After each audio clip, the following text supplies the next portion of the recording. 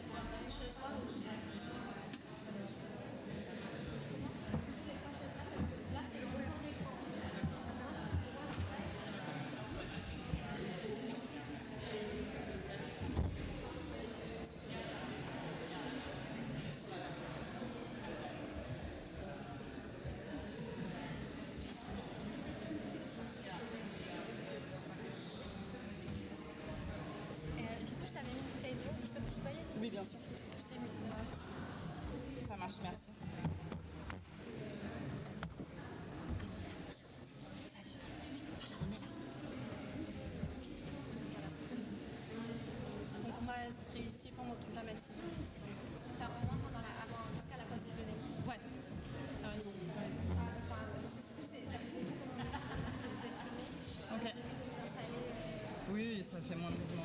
Ça marche. Je suis désolée que j'ai pas pu. Alors, je sais pas du tout. Non, mais je me suis dit, c'est pas grave. Du coup, on a payé pour 24 et on était 20, donc c'est pas grave. T'as eu le reçu? Ouais, j'ai signé et tout. J'ai fait la photo. J'ai pas pris de copie par contre, mais je l'ai en photo, donc je vais l'envoyer à Angie. Angie, il y a un E à la fin, parce que dans son adresse mail, il n'y en a pas. C'est pas bien écrit, mais oui, il y a un. Ils veulent rentrer d'un côté, mais en papier. C'est bon, c'est bon. C'est bon. On les a les slides. Non mais nous on les a vus les slides, c'est bon. Passer, tu vas savoir.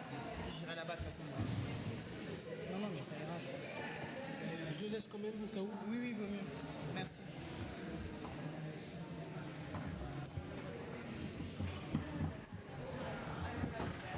Vu que c'est enregistré, j'imagine qu'il faut utiliser le micro quoi qu'il arrive. J'imagine. Je sais pas. Parce que d'habitude, comme je parle fort, je n'utilise pas trop les micros. J'utilise ce micro-là. Ah oui.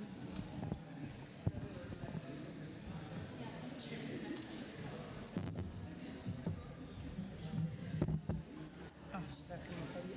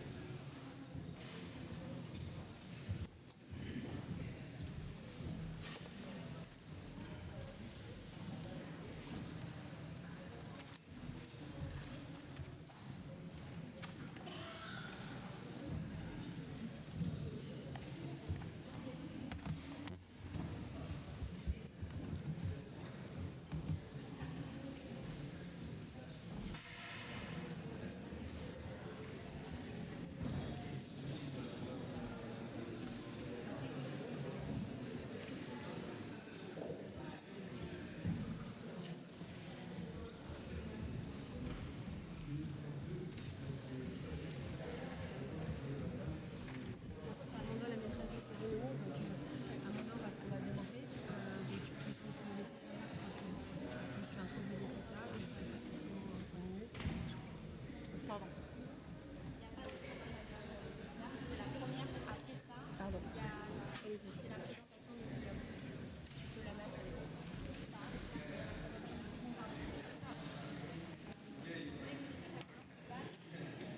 La salle de mais au live, il y en a une place aussi pour les événements.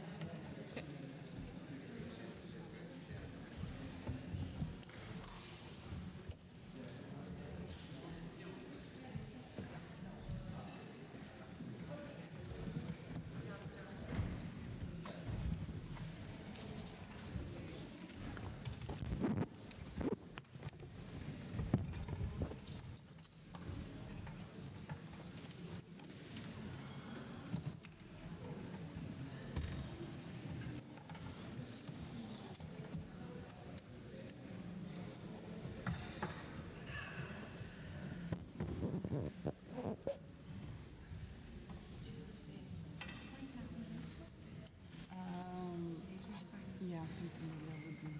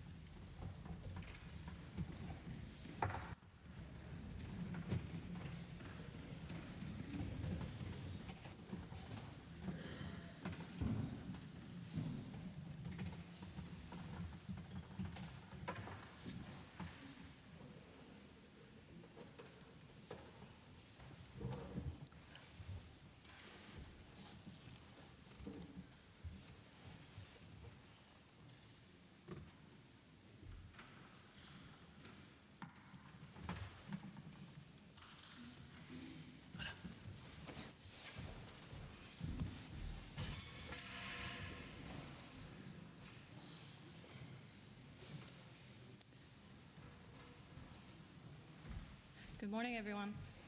And thank you for coming to our conference today.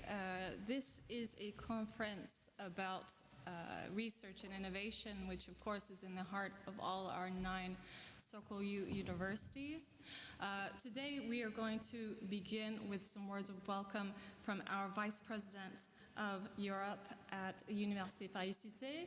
Then we are going to talk about the European Universities Initiative, the SOCAL Alliance, and then the SOCAL ERIA project. And then we are going to have some presentations of our colleagues who have worked on several interdisciplinary projects. And then we'll finish the day with a roundtable about the future of research in SOCAL and the European research area. So I will leave the floor to you, Laetitia. Thank you.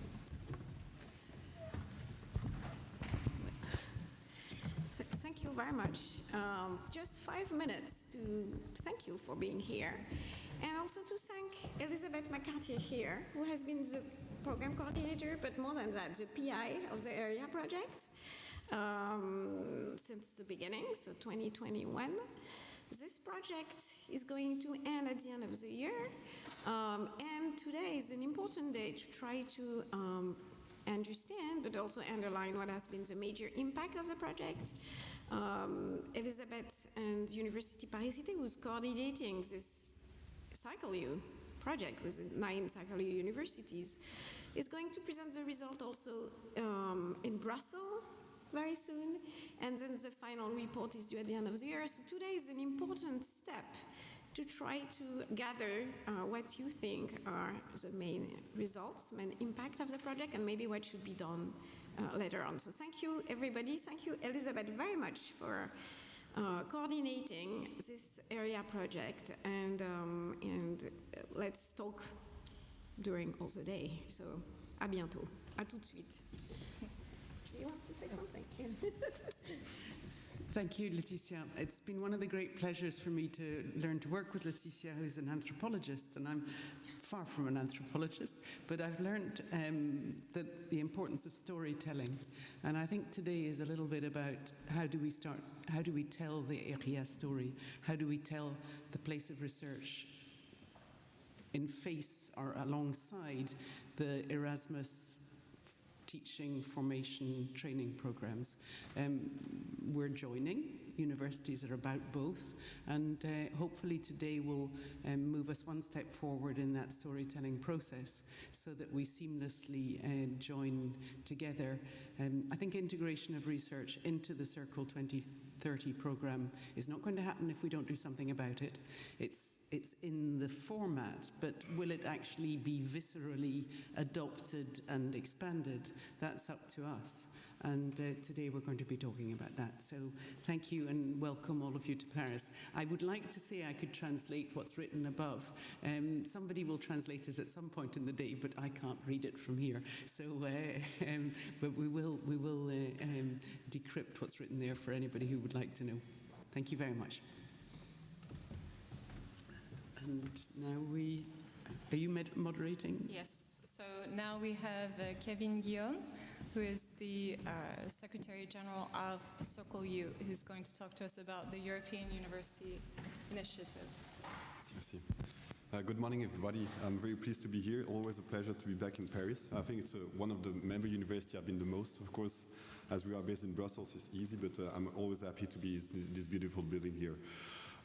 I was asked, as you know, we are part of this big initiative, the flagship initiative of the European University that was launched by the European Commission. And what I would like maybe to propose to you, and that was also requested by the team here in Paris, was maybe to reflect a bit more about the initiative and why we are here, where we are now, and where we are heading to. I'm sorry for those that might have been in Oslo some month ago, because it's really a close or even a copy-paste of a presentation I made already in Oslo. But please, for those that are not there, you can just maybe check your mail or just have fun listening to me. I will try maybe just to share some messages, 5 key messages with you. And the first one is maybe about, if we are looking back at what President Macron said in 2017, we have for far exceeding the initial ambition. If you remember, for the anniversary of La Sorbonne, the President Macron at the time started with this idea to create some kind of network of European university, and more than being a network, as we have other networks like Coimbra Group or the Guild or Leroux and things like this. I think that the idea was really to try to integrate even more the university together. We have been in the Erasmus program for more than 30 years. We have had movies about the Erasmus program. We have babies from the Erasmus program. But we know also that we have reached a kind of threshold also in what we can do in terms of mobility of individuals. And I think that at the time, and I'm not taking a political stand here, but I think it was indeed a kind of vision from President Macron about what could be done in the future for the European higher education and research area. After that, if you look at the map, and I will invite you to check this website from the European Commission, they've revised the website with a really interactive map about the different universities involved in alliances, which is kind of interesting. But in fact, Macron was saying that we should have maybe 20, I think, was it 20? Yeah, 20 alliances. And today, as you see, we have 50. We will have from the summer 60, more than 400 university of higher education involved there. And it's true that you might ask, is it too many? Is it really the purpose that we wanted at the beginning, to have maybe some more integrated alliances, university willing to go together, etc.? So that's an open question, of course. We will see in the future also how the alliances will evolve, but that's of course something that we should keep in mind. The alliances, just some key figures here. So as I said, we are 50 alliances today. More than 400 university or higher education institutions are involved there. You know that I was checking the numbers this morning. If you look at the European University Association, which is, I would say, the main stakeholders, university stakeholder organization, they have 800 university members.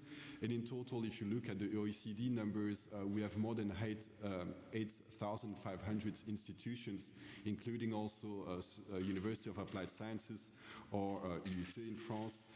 So, I mean, we still have a margin to have some university involved in the alliances, but of course not everybody have to be a part of an alliance. As you know, this program is not only for the member state.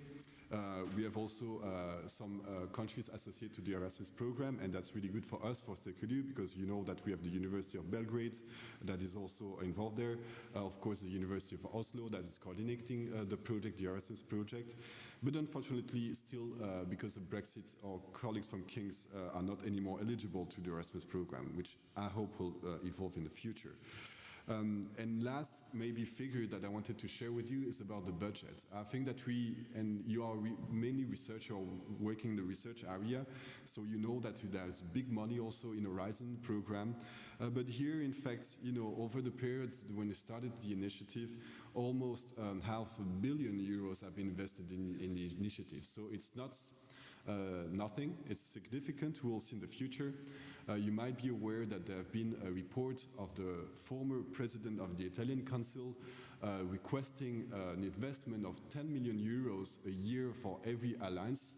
We'll see what happens after the election, but that's something that I think it's important to keep in mind, that if we want to continue to do what we want to do and really fulfill our ambition, of course we will need support from our public authority. About my second message, of course, we are shaping the future of higher education and research. And just some extracts from some websites, specialist websites in research and higher education, were basically mentioning the role of the alliances, University World News, Science Business, etc. I will not go into details, but just to show that indeed we are also, and people, policymakers especially, the authorities of university are also looking at what we are doing exactly to know how the alliances can also influence and impact the policy agenda.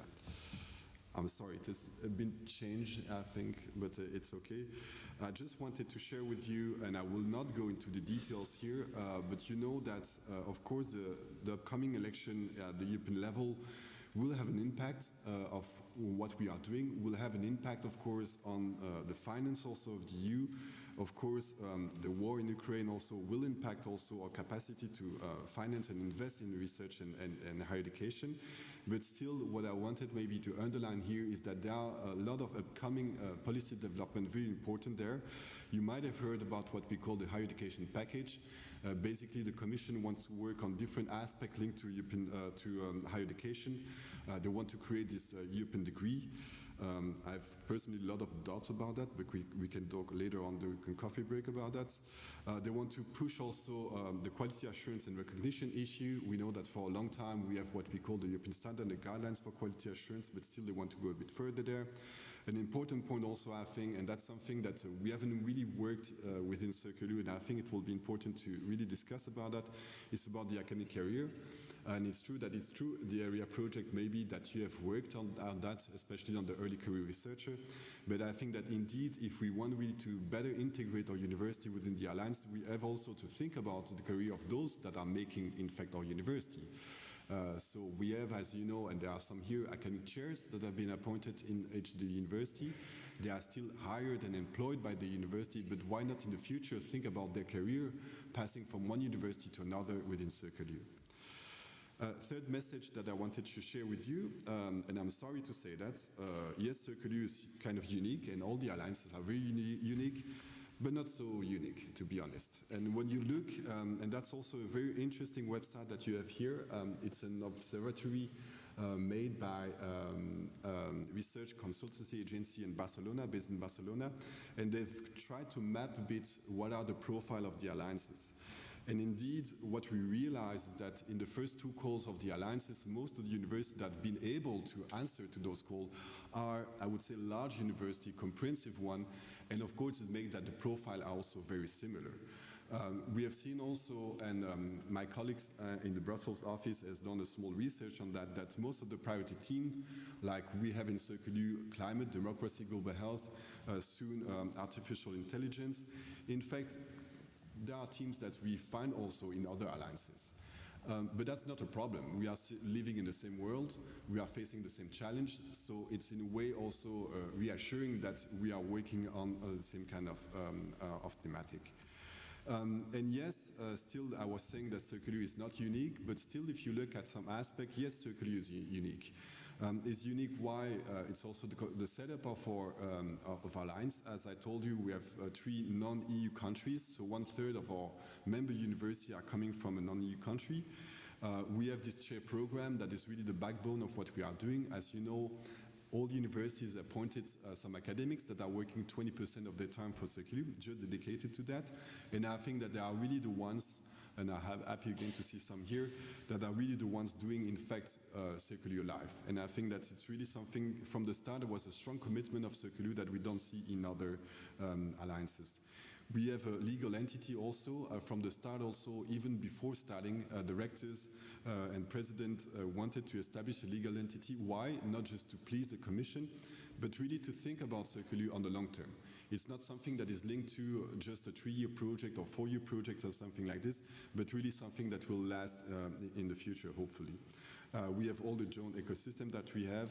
We have also the students that are a big part of the decision-making process. As some of you know, we will meet tomorrow and the day after on Friday with the General Assembly, all the rectors and presidents, with the board members, with also the student, and the students are part of all the decision. They are making the decision. There is a birthday, maybe, I don't know. So the students are also the one voting the budget. They are the one also deciding on strategic aspect of the development of Circular, so that's really important. Fourth message is about cooperation. It's true that, to be honest, when I started almost 3 years ago as Secretary General, I thought, okay, that will be a kind of competition between the alliance. Of course, we are running for EU funds, so that's why we will maybe, compete. But at the end of the day, to be honest, and I was just now talking with a colleague from Una Europa and other alliances, I think that cooperation is really key to what we have done so far in the alliances. And just for your information from the start, we have established, I would say, some informal forum of the alliances. We are meeting every month. There are different thematic subgroups, where all the alliances can discuss together, see what are the challenges in terms of coordination, management of the project, in terms of the activity that we are developing, digital activity and things like this. And it has been a very powerful instrument. And it has been also a very powerful instrument to voice also the interest of the alliances towards the European Commission or towards other policymakers. And we are moving towards something even more formal, as we have prepared a proposal to establish what we call the community of practice. Hopefully we will get the results by June or July. In there also Circular take a really active part, and we in fact we will lead what we call the work package, so really an area of cooperation which is dedicated to policy dialogue. So basically how the alliances can better influence and can better defend also the interests of the higher education sector, not only towards the European Commission and EU institutions, but also towards national and regional ministries, for example. But of course, as I said, these alliances are also a moving reality. We have seen, like in the football mercato, some university passing from one alliance to another. That's not the case for Circular so far, hopefully. And of course, we know also that some alliances will not survive. We have seen with the different calls that already 2 alliances have stopped or have not been selected. We have seen also some alliances that are having more university members. Some have moved from one alliance to another. And of course, we can maybe anticipate that in the future we will maybe concentrate, or maybe some alliances will merge, or at least have a more structural cooperation. And of course, the last point is, as you know, and that's the case of Circular, even if we are not so advanced, I would say, in this area, many alliances are also engaging globally. So we are thinking of how to engage with other regions, with Africa, with Latin America, with North America, Asia, and things like this. And I think it's really interesting. It's a bit the same phenomena as before with the Bologna process, where many actors that are non-European are just looking at what we are doing and saying what it is exactly. And I think that we have to consider that and see what we do. Last message, and that's finished after, sorry maybe if I'm a bit long. We are talking today about research and innovation in the alliances, and I wanted really to underline and stress that. Research and innovation are really at the heart of what we are doing. Of course, and sorry, there is something missing here again. Of course, we are mainly funded through the Erasmus program, and it means that it's true that we are mainly supporting educational activity. But of course, we are a research-intensive university. We are pushing also the knowledge square. As I said, all our universities are research-intensive. It's really at the core of what we are doing. Even we are developing program, it's research-based education that we want. We want to push interdisciplinarity. That's why we'll have the ICUP prize today, and that you discussed yesterday also with the ICR forum about that. So yes, maybe the European funding makes that we are concentrating and focusing on education, but we should not forget that we are here also for research and innovation. And as you know, and that's the funding that we received for the ERIA project, we got what we call the SwafS call, a SwafS funding in Horizon, so Society with and for Society. And it was really, the Commission decided, okay, we have put money from Erasmus, but in fact we are talking with people making research. And so they put some money from the Horizon program to really try to push the alliances also to develop the research and innovation dimension. And of course, and we'll discuss today about the ERIA project, it's not only about, the strategy in research and innovation, but also about how to foster human capital. And that was one of the focus in ERIA on early career researcher. See also how we can engage with non-academic actors. We had many activities linked to, for example, schools or associate partner, and also to push open science.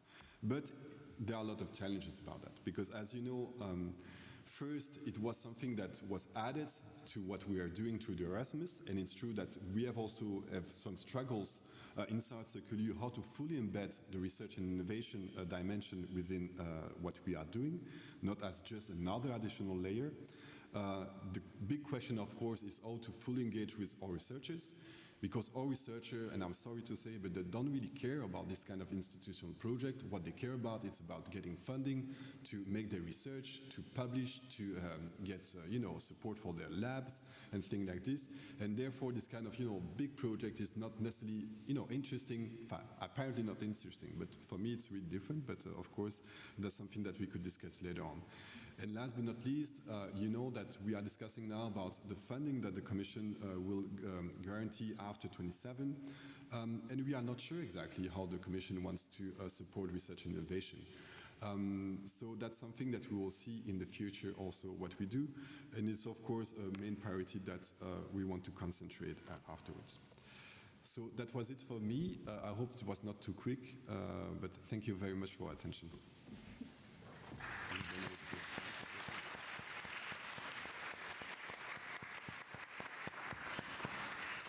Thank you, Kevin. Now we're going to have Mette Alfbro from the University of Oslo, who is the coordinator of the Circle U pilot phase project and the current project Circle U 2030. So the floor is to you. Thank you very much, and thank you for inviting me to this conference and to say something about the Circle U Alliance and the development of the, primarily, because since I am the project coordinator for the Erasmus project, I will then primarily focus on the Erasmus part, which is linked then to education. And I would like to frame this a bit within a lifespan perspective. From looking at the development of Circle U and the project of Circle U as a child growing. And we are currently, I would say, maybe in the teenage phase of the Alliance. We are still very much depending on the funding from the Commission. We are depending on the framework that we are given by the Commission that are linked to the activities and the work packages, but we are also trying to expand and to test out new dimensions, looking out from the partners currently going to a more global dimension and becoming a strong and independent alliance. So this is a bit my way of looking at the Circle U Alliance. So we start with the beginning, the conception of the idea. In 2018, after the launch of the European Alliance initiative, some members from the Guild Alliance sat together and say, well, we want to join forces. We want to test if we can build an alliance together. And we have similar profiles, we are like-minded, research intensive. We could build on our university, our similar university, similar views, visions and views. And we can also bring along some of our close and trusted partners. So could this work? We need to start investigating. So that was in 2018. 2019, a very, very intense year, a lot of meetings, planning, consulting, creating, expanding. There were meetings, a coordination group were funded, a lot of meeting with this group, constructing kind of the framework of this future alliance, consulting with important stakeholders. So we had a Dean's seminar in Oslo in September. We had a student meeting in Aarhus in August. We had an administration seminar in Paris in June. All these people were asked to contribute with their ideas and their knowledge about the universities. So how can we build this alliance together? And of course, taking in the new partners. So in September, Belgrade was on board formally. We were constructing the visual identity of Circle U, so the logo was announced in September. And so this was a very intense year because we were preparing the application to send in to the Commission to see if we were able to receive funding. And we developed at that time. This was presented at the Dean's Seminar, this visioning of Circle U. So why are we doing this? What are we actually doing and for whom? The vision, empowering our students to make the world a better place. That was the main aim and in the vision statement. And we want to focus on core skills of our students. So creativity, collaboration, critical thinking, these kind of things. And we want to make the students have a very student-focused approach. Focus on competences for the next 21st century. And challenge-based learning has been a core in the development of this alliance. It's important, and we are, of course, have to focus on the organizational part, making an inter-European campus. It implies creating a European university ecosystem, and we have to empower the students as global players and serving society, so engaging with our associated partners and important stakeholders outside the university.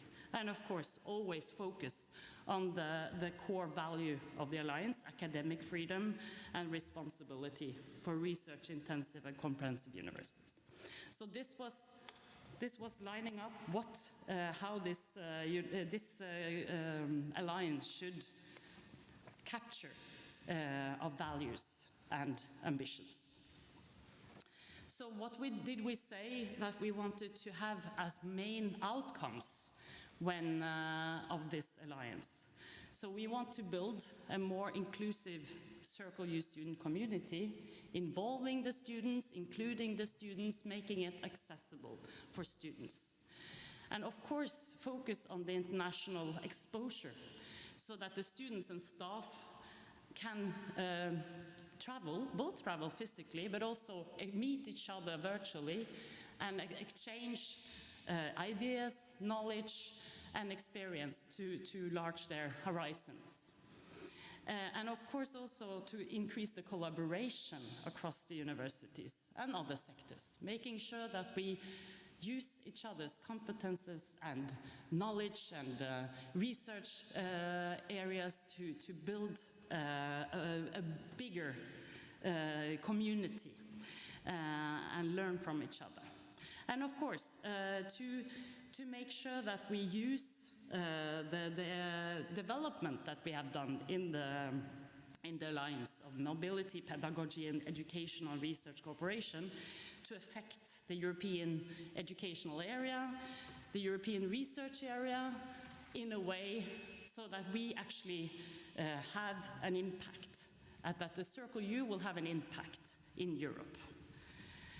We want to make sustainable education solutions through the student-led initiative, and that we wanted them to be adapted widely at university institutions. And of course, making Circle U, giving it a profile that attracts a wider attention. And we were successful.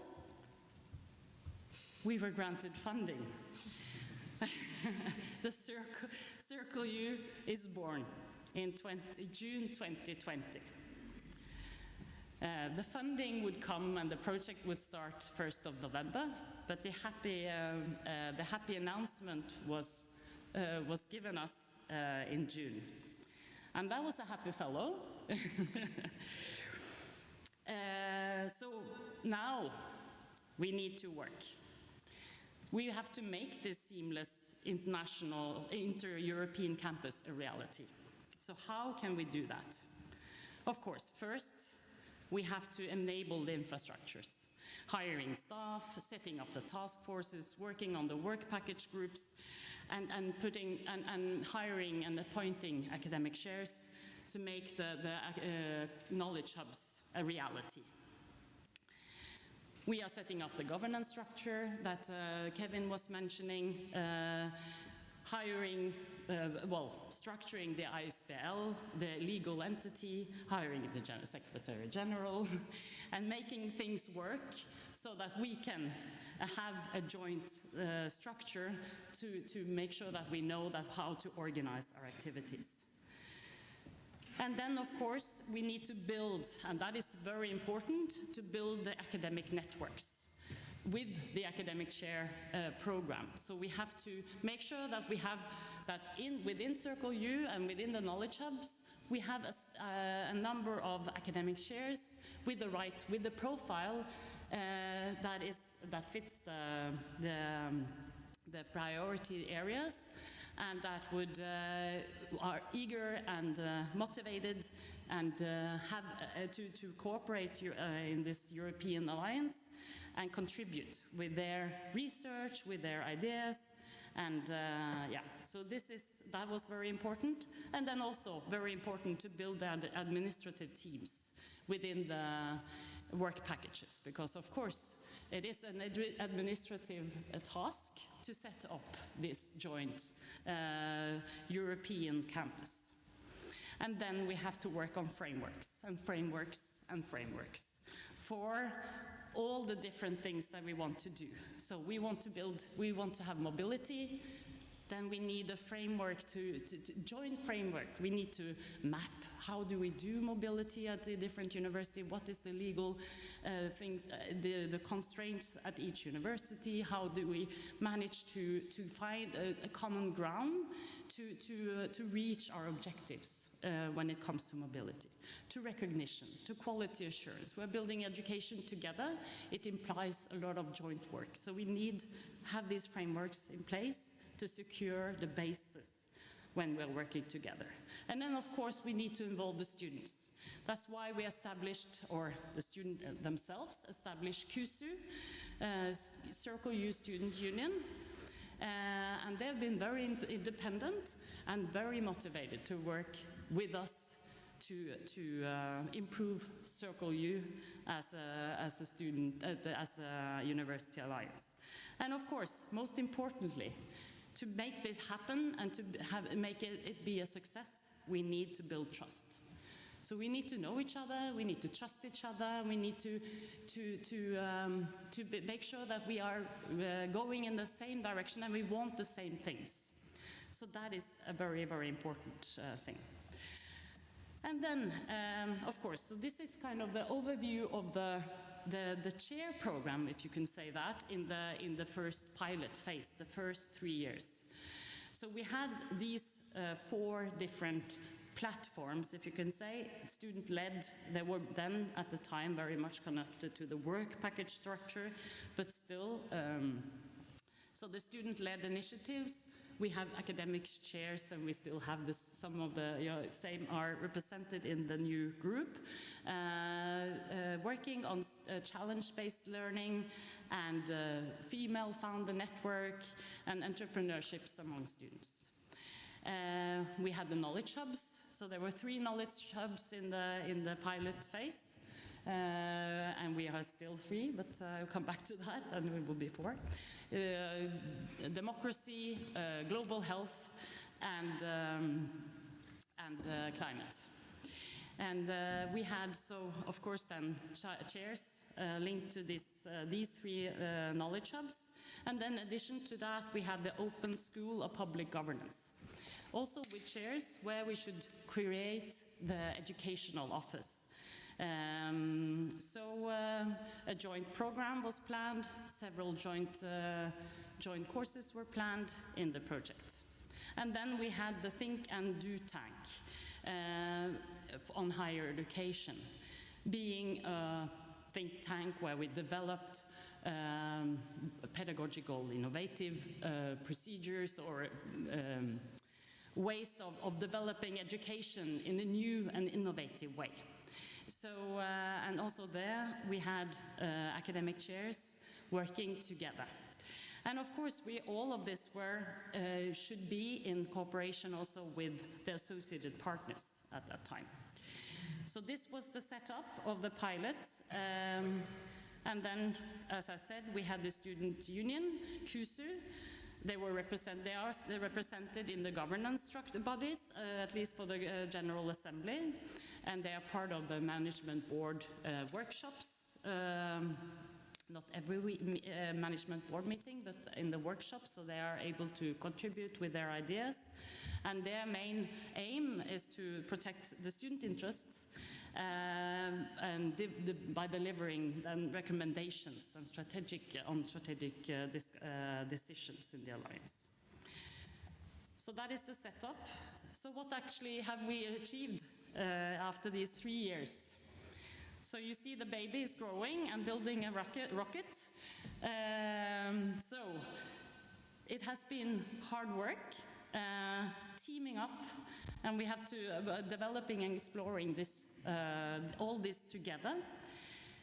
So we have expanded the circle. There are now 2 new members, Vienna and Pisa, have joined us, and we are very, very happy with that. The academic share program has also been expanding. So we had now, in the end of the project, we had 49 academic shares. The Circle U seed funding scheme, it has been 3 calls during these 3 years, and there have been 86 applications and 24 projects have been funded. So that was a way to enable a bit more bottom-up initiatives in the Alliance to the larger community, not only the academic chairs, but also other colleagues at the universities participated. We have had the Circle U summer schools, actually 10. Well, it's originally we were planning 6 summer schools, 2 at each for each knowledge hub. It has been a great success.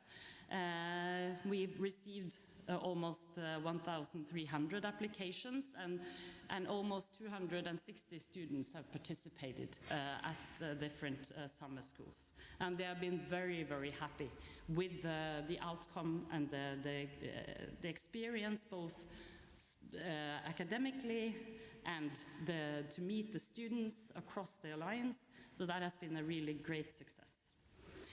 Then we have had this Circle U challenge during the pilot, also a great success. 60 students participating. There we managed to have the six of the associated partners as part of the project, contributing with challenges, problems they wanted to solve, and they offered to the Circle U community, and the students were teaming up in groups to solve the different challenges, and they presented that at a seminar or a conference in Belgrade last year. So that was a great experience. We also had mentors as part of this activity.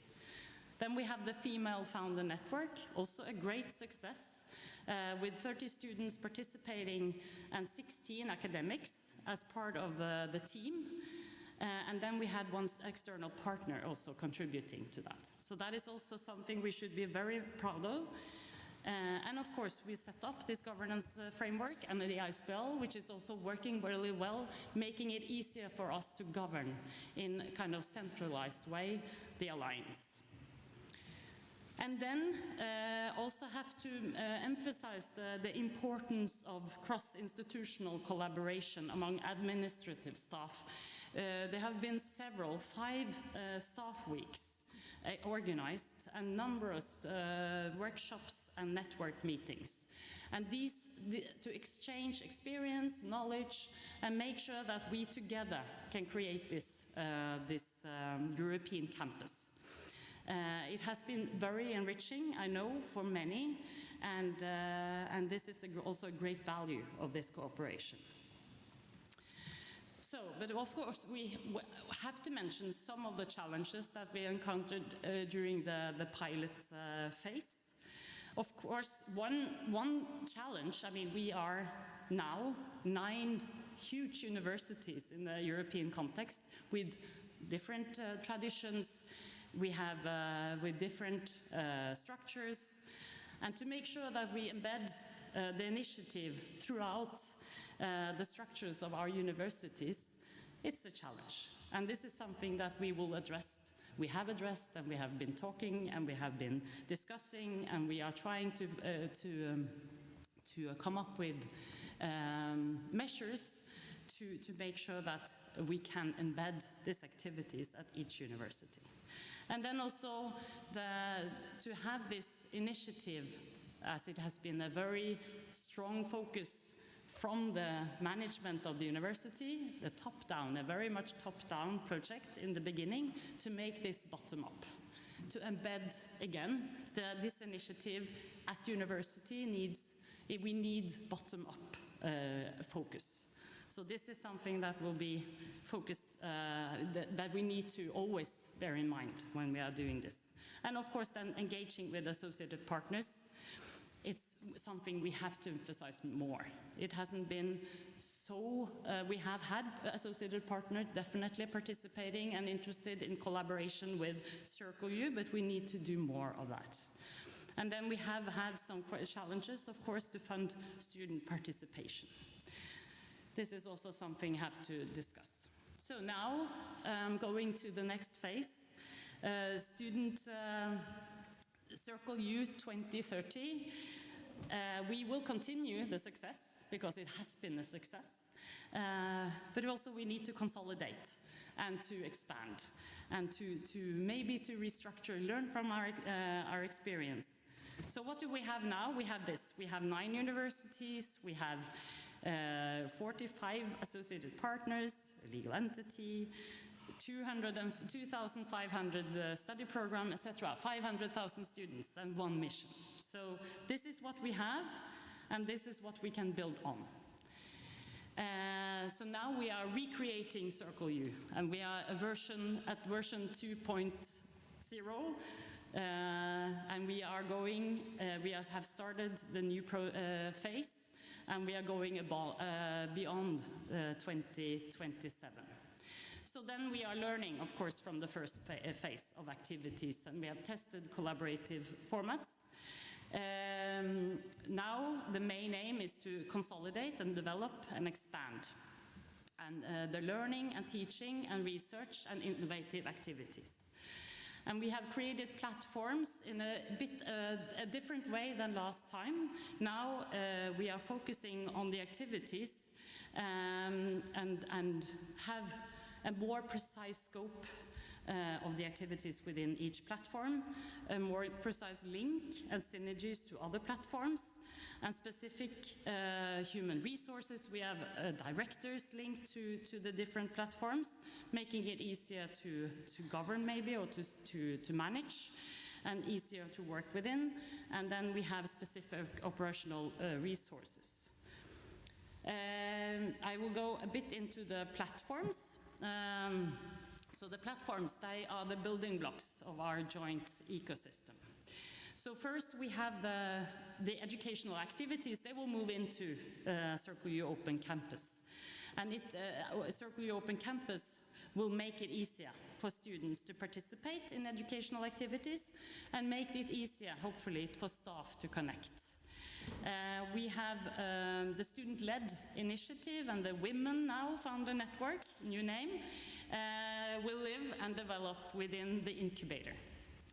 And then we have the Academic Share program that will expand with including the fellowship program, and to make sure that we create a stronger link and a more direct involvement of important stakeholders, so students, associated partners, and global partners. And then we have the knowledge hubs that will continue as a collaborative space to develop learning and teaching and research activities. And then we have decided to create a new hub on artificial intelligence, that will be organized in the same way with a director, academic chairs, and they will then work on topics linked to artificial intelligence. Importantly, interdisciplinarity for these, within these areas. And then we have these support platforms to maximize impact of the activity. They are both, they are supporting Circle U, but they are also independent, of course, groups developing innovative pedagogy, new ways of looking at language development, and for the ECR forum, redevelop that even further. A couple of, because here you have just the short names of these support platforms, but so CUTIL is the Teaching and Innovation Lab. So their mission is to enhance the quality of teaching and learning through student, staff, collaboration in research, pedagogy, curriculum innovation, professional development, and internationalization. And for the MIL, which stands for Multilingualism, Interculturality, and Language Lab, they will work on language courses, but they will also try to make sure that to make Circle U more inclusive when it comes to all the different language areas in the Alliance. And then, of course, the Circle U ECR, also early career researchers, will support early career researchers with opportunities for network, exchange, competence building, and mobility to develop their research maturity. So that's a bit on the different platforms. And then go to the open campus. So we have just to tell you a bit about the different educational formats that we will develop in the Alliance. So you have the joint programs, that is for the selective group of students. Then we have, that will be linked to the different knowledge hubs, so 3 to 4 joint programs. We have the joint modules on sustainability, described as bachelor modules, but we also opened, of course, to have master modules in sustainability.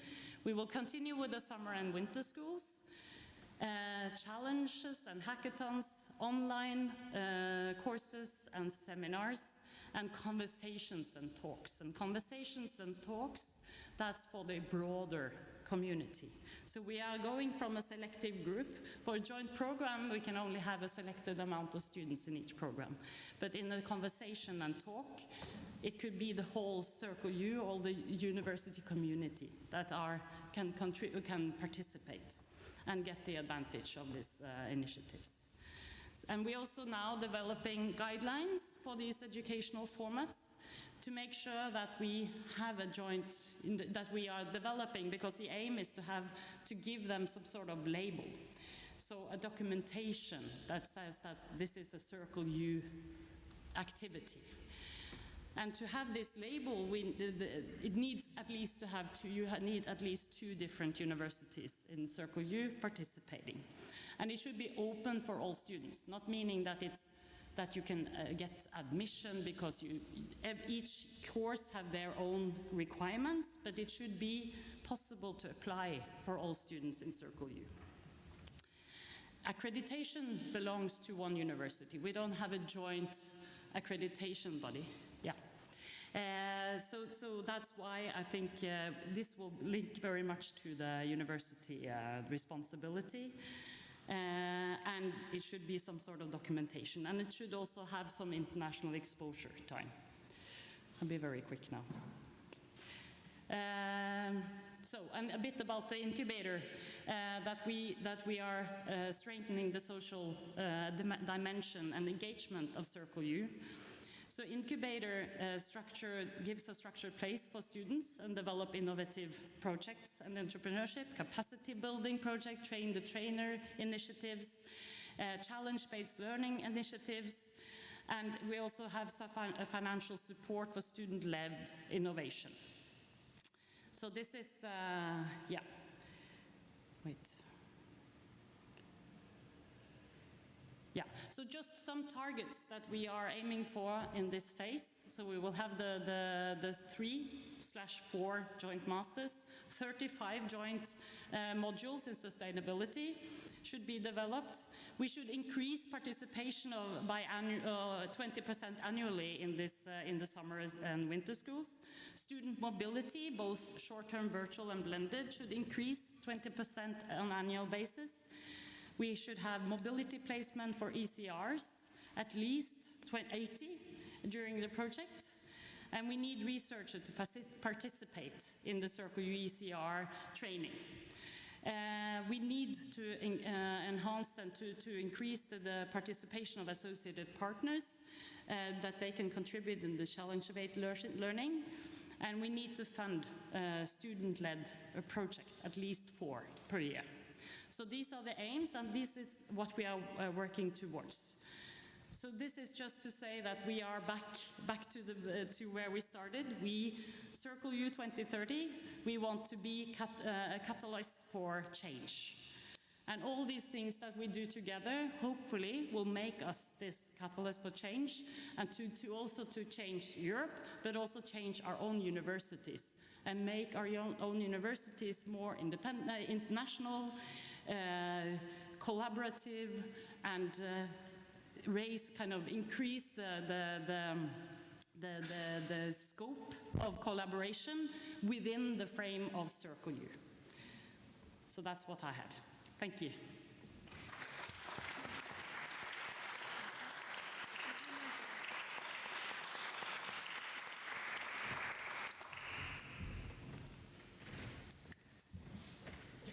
Thank you, Mette. So just to conclude for this morning's session, we're going to talk about perhaps the most pressing subject at hand, which is the Circle U ERIA project. Now, what does ERIA mean? That's a very good question. It's empowering research and innovation actions in Circle U. So we will be talking kind of in the scope of what we call work packages. So the way that we have the segmentation of the work that we do, but we're going to be focusing more on the themes of the work packages than the actual numbers, because we don't want to get too lost in the jargon. So perhaps just to go very quickly, because Mette and Kevin have done a very good job at making this contextualized. We have the previous Circle U project, so there's the Erasmus Plus Circle U project, the phase 1, which was organized by our colleagues at the University of Oslo that Mette just talked about. There's another project, Innov ED for TS as well, but we're not going to talk about that today. And then we have ongoing Circle U projects. So we have the phase 2, the Circle U 2030 project that Mette was just talking about, and then we have the Horizon 2020 Circle U ERIA project.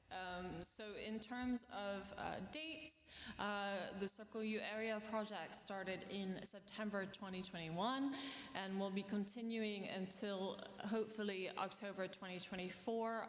We were originally granted 36 months, but we're currently in the process of requesting a 2-month extension.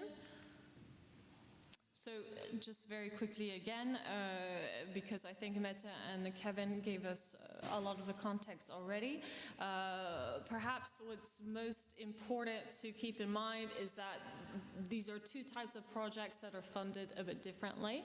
Of course, the Erasmus Plus projects are part of the European Universities Initiative that Kevin already talked about earlier, where we have really students that are at the core, setting the cooperation structures of the alliance, putting everything really into place, as Meta was talking about, birthing the baby and the baby growing up, etc.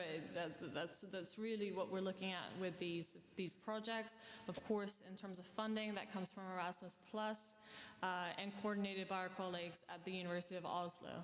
Now, in terms of the timing, I'll talk about this a little bit later, but we do have the first and second phases of the Erasmus Plus projects overlap with the ERIA project.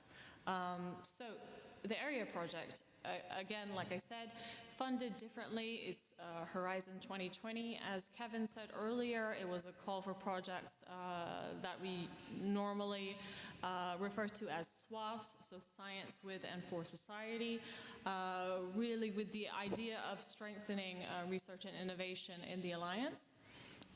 We had a budget of around 2 million euros and coordinated by Université Paris Cité.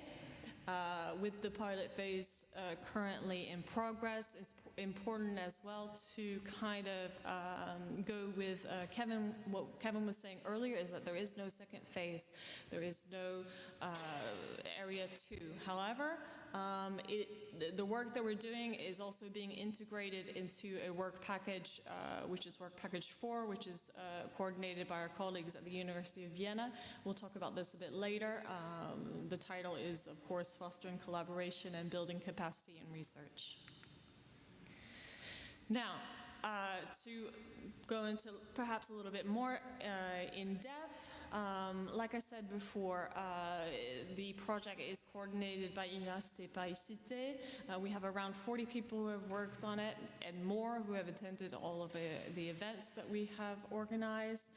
It's important perhaps as well to note that the ERIA project involves the 7 initial members of the Circle U Alliance. So before our colleagues at the University of Vienna and the University of Pisa arrived, with many different deliverables and milestones, about 65, again a funding of about 2 million euros, and 5 work packages. So right now we're going to go into the different work packages with my colleagues beside me who have worked on 2 of them in particular.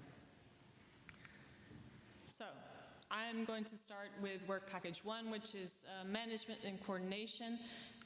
As I said, Université Paris Cité is the coordinator of the ERIA project. So the objectives of the work package are to manage the SwafS projects, to do really the project management in cooperation with our colleagues who already work in Circle U, in the central office, in all of the different partners, and also to ensure communication and dissemination of activities with our coordinators and with the communications team of Circle U. Now, what are the activities? Again, we have the definition of a monitoring framework for milestones and deliverables. As I said before, we have about 65 over 3 years, so that adds up to quite a lot of work.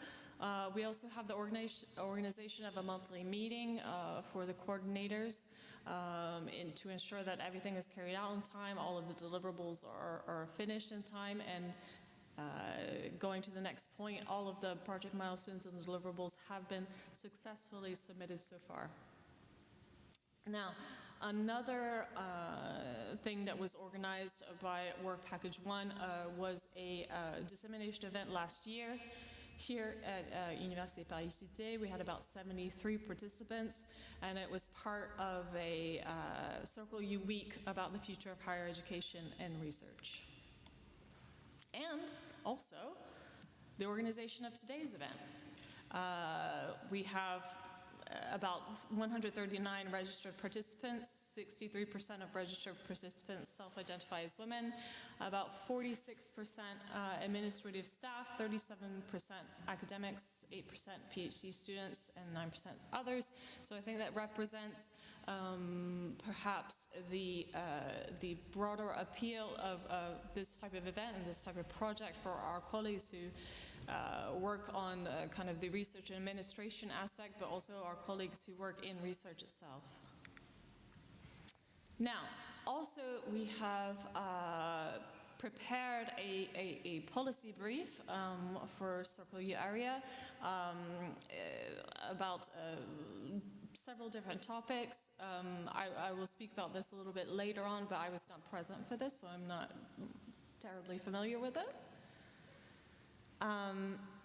The challenges. So, as I said before, Circle U Erasmus Plus and Circle U area, we have different timing, we have different funding, they're not the same type of project. It can be challenging sometimes to disseminate and integrate what we're doing in this project with Circle U and with what's being done at all the partner universities. And this is something that we've seen are common challenges for the other alliances, of which I'll talk about a little bit later, how we cooperate with them.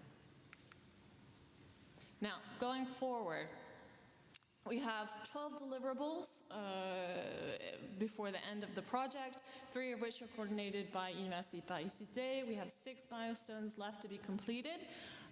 So we have 3 deliverables. There's one about long-term sustainability strategy for research and innovation in the Alliance.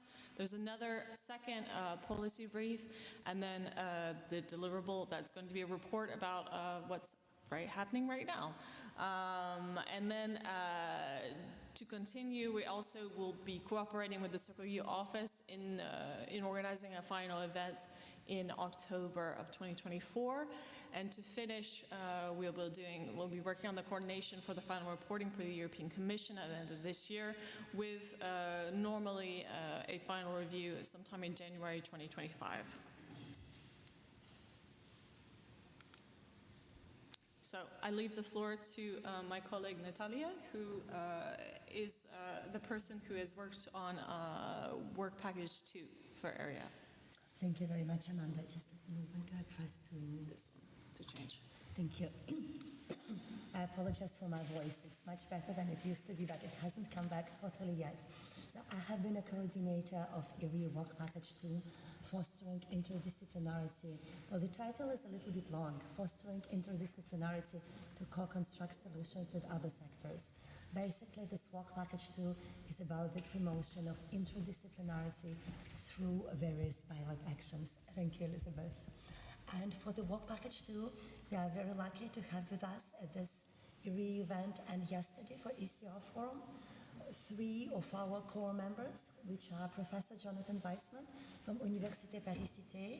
We've got Knut Worming, who is a senior advisor for research at the University of Aarhus Research Administration, and Professor Ivan Mikhailovic from the University of Belgrade, who is professor of mechanical engineering and is currently benefiting of Erasmus Plus mobility to Paris. So our work package functioned, I think, very well. For 3 years, we regularly met.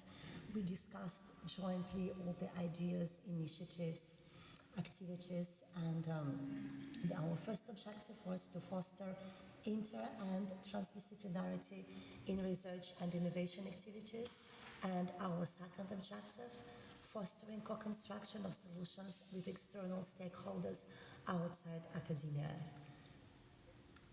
So for the activities we have carried out so far, the first one was the Inter-Circle U Prize for Interdisciplinary Research, which was then gradually called ICUP, and about which you will learn much more just in a couple of minutes at the ICUP award ceremony.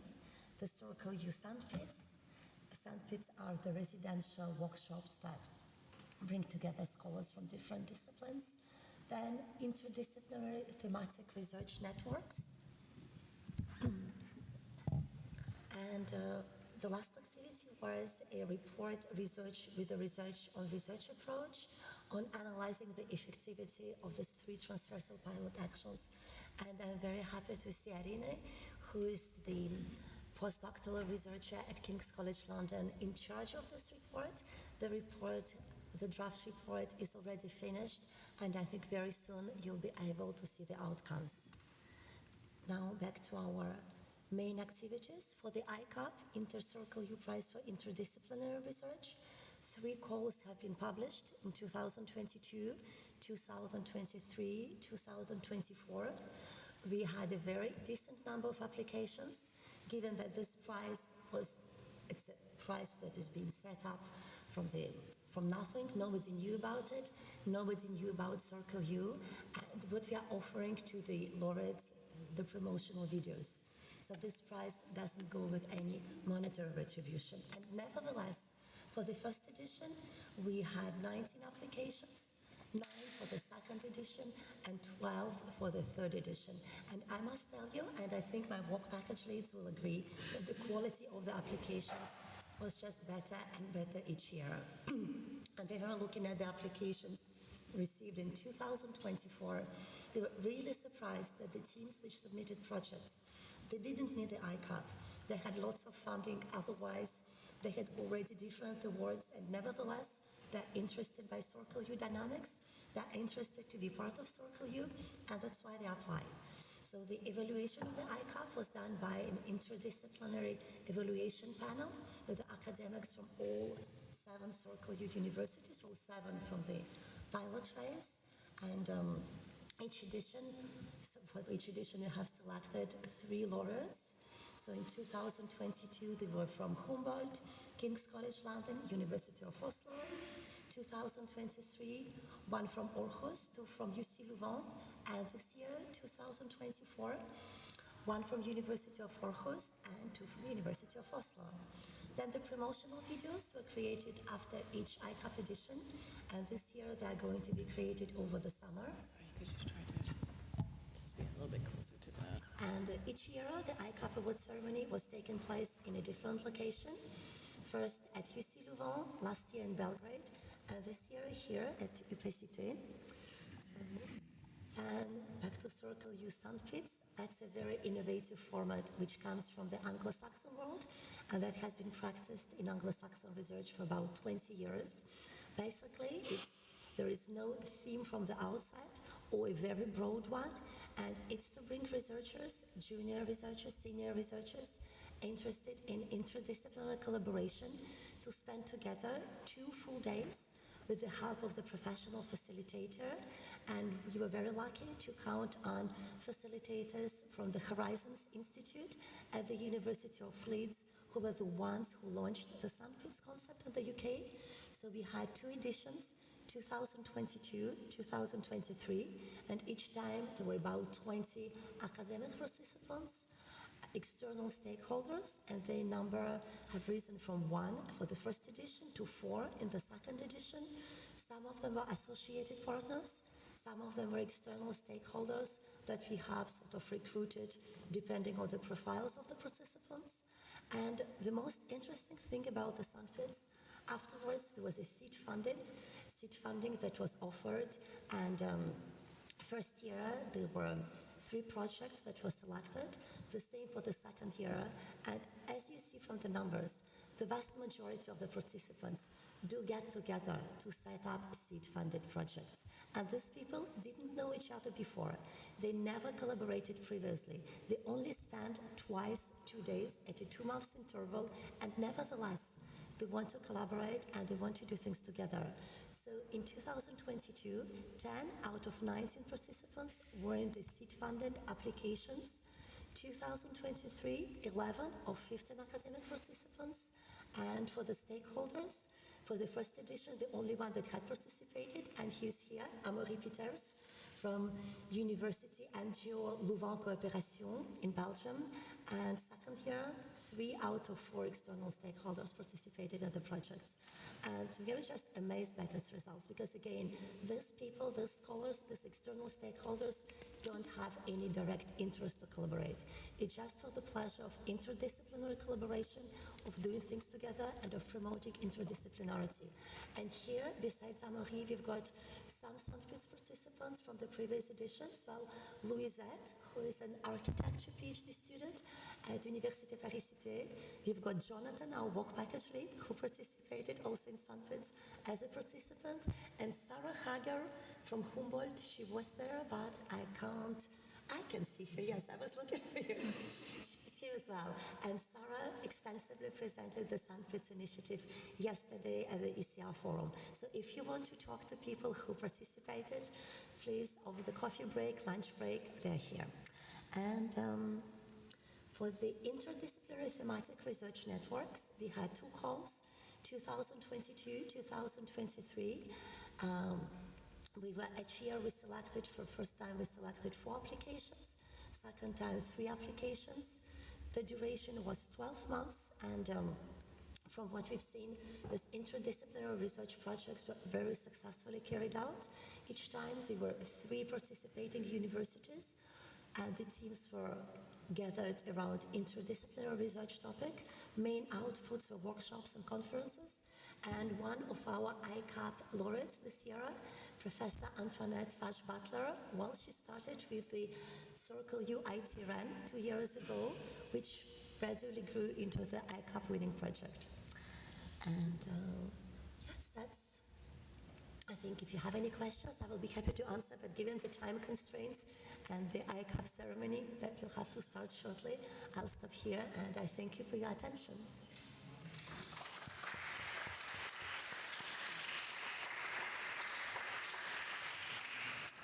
All right, so we're going to continue with work package 3. Unfortunately, our colleagues who coordinate that at Humboldt University in Berlin weren't able to be here today, so I'll continue with this part of the presentation.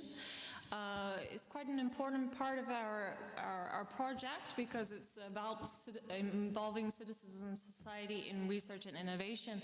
Of course, very relevant to this call for science with and for society.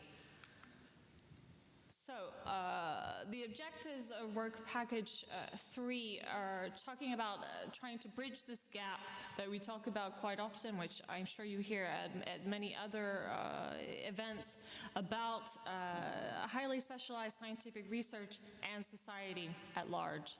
And of course, we have within the work package 3 thematic pilot actions, and they were developed with, in conjunction with the interdisciplinary knowledge hubs that Meta talked about earlier. So, democracy, global health, and climate. And these 3 pilot actions were coordinated by 3 different partners. So the first one, which is connected to the Knowledge Hub on Democracy, was Democracy in Schools. So it's a research program co-constructed with practitioners or teachers about teaching the concept of democracy, and that was coordinated by our colleagues at the University of Oslo.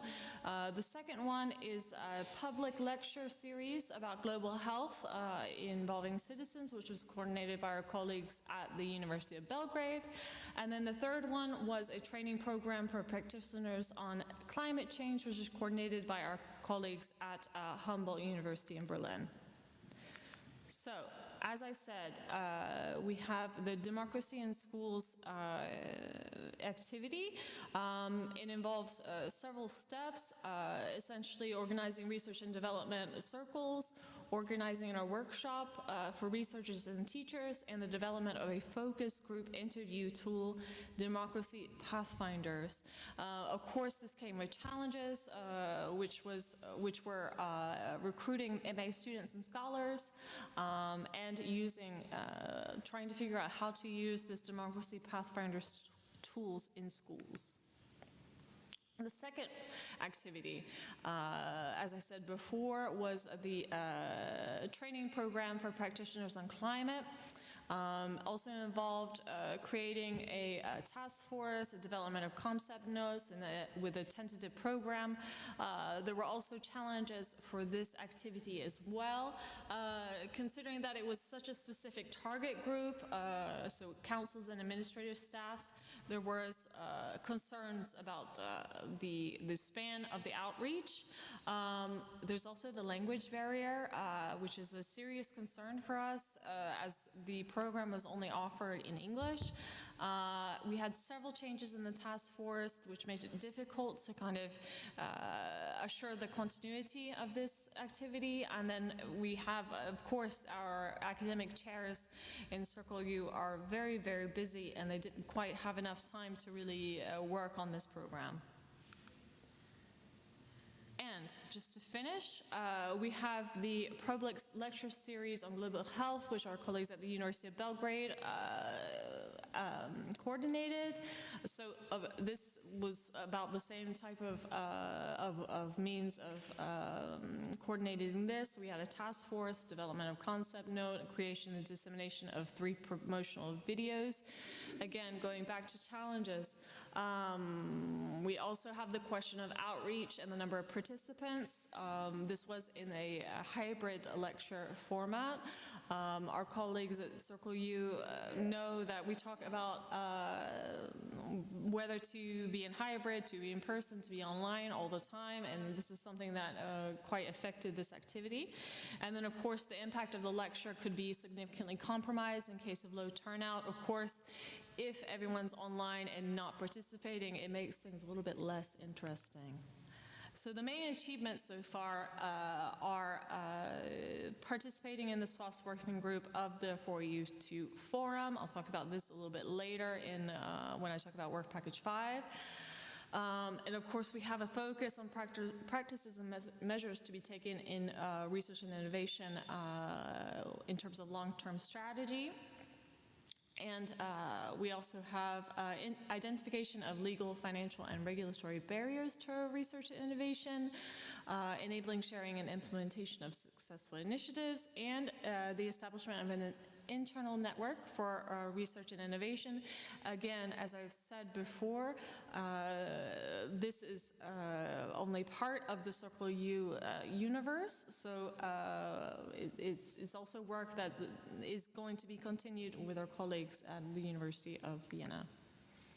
And now I leave the floor to my colleague Ludivine Breger, who led the Work Package 4, which is about strengthening human capital. Sorry, I need to stand. I hate presenting sitting down. So it's a pleasure for me to present to you the activities that were organized within the frame of the Work Package 4. As I present this, please bear in mind that this is a collaborative work, and all the work package leads have played a critical role into making this happen. So the goal of, sorry, a little bit too fast. The work package 4 was entitled Strengthening the Human Capital, and the main goals for this work package were to empower, develop, and better support the professional development of early career researchers. The other goal was to promote gender equality within the Circle U Alliance.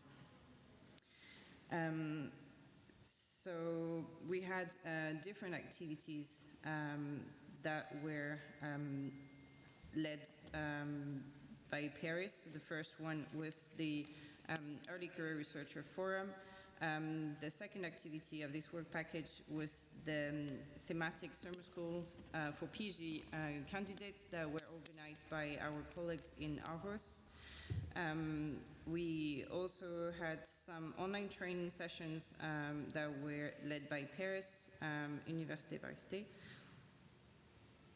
One activity that was dedicated to promoting mobility for early career researchers, led by King's College London, and the last activity that was focusing on integrating gender balance within Circle U, and that was led by our colleagues in Belgrade. So in terms of the Early Career Researcher Forum, the idea behind it was to create a community of practice designed to share common issues and reflect on good practice when it comes to how we train early career researchers and help them develop their skills and their career. So for this, we set up the community in May. Amanda was talking about the challenges. The start of the ECA forum started online, which made it a little challenging for people to actually get involved, get to know each other. Fortunately, we started with an online whiteboard session where every participant could put down ideas and discuss the main challenges that they were facing when it comes to training early career researchers. And that defined the theme of the workshop that was organized, the first face-to-face workshop that we've organized in October 2022. Since we had 2 more workshops, one in October 2023 and the last one that took place yesterday. Sorry, I should maybe specify that the idea of this community was to bring together people involved in training ECRs, early career researchers. So that would be researchers mentoring PhD students, but also career staff, so admin staff involved in training researchers, but also representative from the PhD candidates. As I've mentioned, we were supposed to organize 2 summer schools as part of this work package. So that was an activity led by Aarhus, and the first thematic summer school was about negotiating climate change in the context of absolute CO2 limits and timeframes. It took place in August 2023, brought together 23 participants, and was overall very successful. I took the liberty of quoting one of the participants from Vienna who mentioned that the summer school fostering interdisciplinary research and academic exchange between PhD students. So I think that was the main goal, and it was in that respect a success. The second summer school that was planned was entitled Light in the Dark.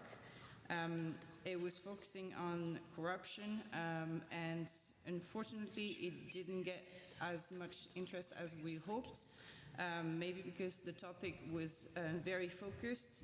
Nonetheless, it has received few applications, but very good applications, so this summer school will be reshaped into a focus workshop for a smaller number of participants.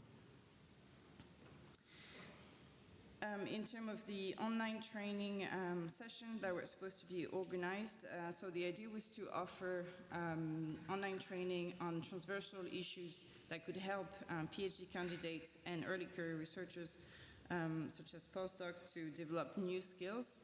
And as part of the program, we were supposed to organize at least 3 online sessions. We had over 9 sessions since, so we've been above the requirements. We used the Early Career Researcher Forum community to actually decide what should be the focus of these sessions. So just to give you an overview, we had courses on open science that were offered by Université Paris Cité in March, courses on well-being in academia that were offered by our colleagues in Vienna, that were very successful and popular. A course on diversity, inclusive communication and cooperation offered by Louvain in April 23. A course about data management that was offered by our colleagues in Belgrade. Course on soft skills offered by PISA. Course on entitled From Research to Policy from an early career researcher from Louvain. So we're actually quite pleased that early career researchers themselves were interested in offering their skills and training other PhD candidates and postdocs. Another course on public engagement, and the last one was about mobility, and it was coordinated by our colleagues in Oslo and King College London. Most of these courses have been recorded and are online, and they've been viewed after the actual course numerous times. The next activity, as I mentioned, had to do with mobility and how we promote mobility for early career researchers. That was led by our colleagues in King's. There were 2 schemes. The first one that was launched in April 2000, in April 2022.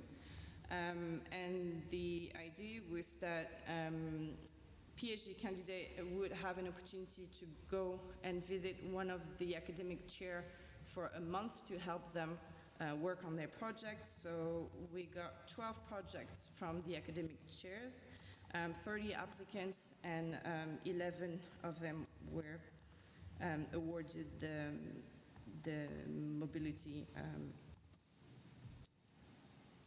So you can see on the map all the different mobilities. The second mobility scheme this time involved partners, so non-academic partners. So 10 partners were involved. They offered different secondments. We've received 25 applicants and 10 secondments were actually funded. Again, you can see on the map the different student exchanged. I would like to take this opportunity to say that I think the challenge for the next phase will be how do we scale up. Meta mentioned this morning that we need to increase by mobility by 20%. You've seen that the number of secondment and mobility were quite low. We have 500,000 students in total, over 30,000 PhD candidates among the 9 universities. So how do we increase the mobility will be, I think, key to the success of the next phase. Last but not least,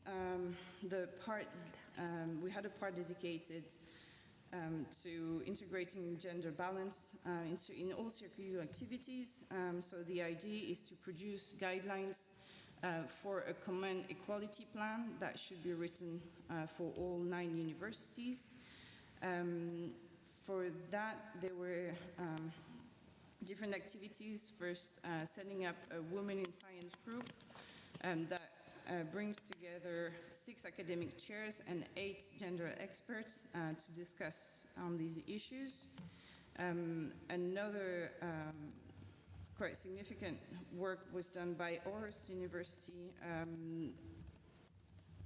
analyzing all the gender policies from the 9 universities. They've actually written a very comprehensive report that is available on the Circle U website. It's over 150 pages, but it's quite interesting, so feel free to go and have a look. And that is actually the evidence-based study that was used to write or is currently used to write the guidelines that will be produced next month on how we recommend to write the equality plan for Circle U. We had a meeting in Belgrade last week workshop to actually work on these guidelines. And this work will continue within the next phase. And with that, I'll give the floor back to Amanda. Okay, thank you. So just to finish, we're going to talk about very quickly work package 5, which is coordinated by our colleagues at the University of Oslo, about structured collaboration at the European level among pilot alliances. Perhaps the most important part of this work package is our participation in the 4EU2 forum, which is essentially a network of people working on other SwafS projects in other alliances. Obviously, we have many things in common. We have several topics that we discuss with each other, and we're also, as I'll mention a little bit later, we have a deliverable that we have written together. As I said, exchanging intelligence and best practices, mapping their activities, and then also, of course, we talk about legal, financial, and regulatory barriers on all the different levels of managing this type of project. Now, my colleagues, co-organized a webinar on barriers for research and innovation collaboration in 2022. As I said before, perhaps the most important part of this work package is our exchange with our colleagues in the 4EU2 forum, and also the contribution on a first 4EU2 report on gender. Challenges. As we said before today, the challenge is to give research and innovation an appropriate place in the Alliance. Of course, Circle U, the Circle U pilot phase and the Circle U 2030 projects were both funded by Erasmus+, so perhaps a little bit more of a focus on students and education. We're also looking to build this synergy between education, research, and innovation. Now, going forward, we will be cooperating with the Circle U office and co-organizing the next 4EU2 Cross Alliances Forum in Brussels in October. And we also, I literally just received this morning the final version of the second 4EU2 report on the themes of common research and innovation strategies to remove legal, financial, regulatory barriers, and platforms and or services for researchers. So this is in the last stages of preparation, and that will be available to read online shortly. Okay, so without further ado, I know everyone will probably want to go out and get some coffee and maybe have a little pastry moment. So thanks very much to all of you involved. Thank you, Meta. Thank you, Kevin. Thank you, Natalia. Thank you, Ludivine, and Elizabeth and Laetitia. We are going to take a break. We will be back at 11:30 to start again with the ICUP ceremony. So thank you.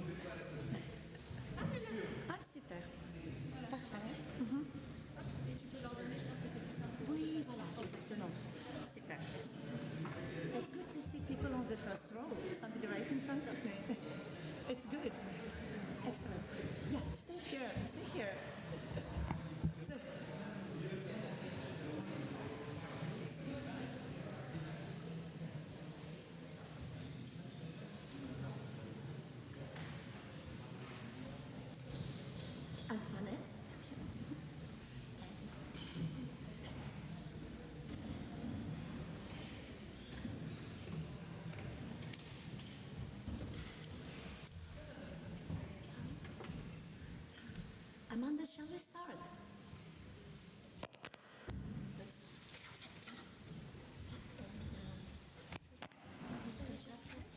Would you like to start on the first? This one? This one, yeah. Okay, great. That's for the slides. As soon as they'll tell us to start with this one. Yeah, it's great. Or if you'd like to sit down first, and I'll introduce you. Yeah, sit down. Okay. Thanks.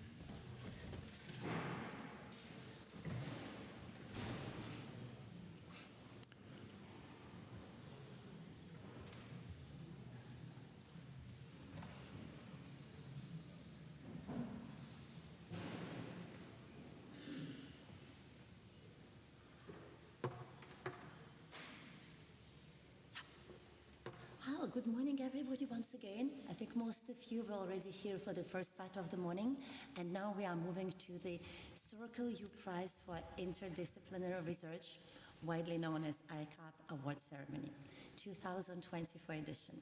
We'll start with Professor Antoinette Fage-Butler, who comes from the University of Aarhus in Denmark.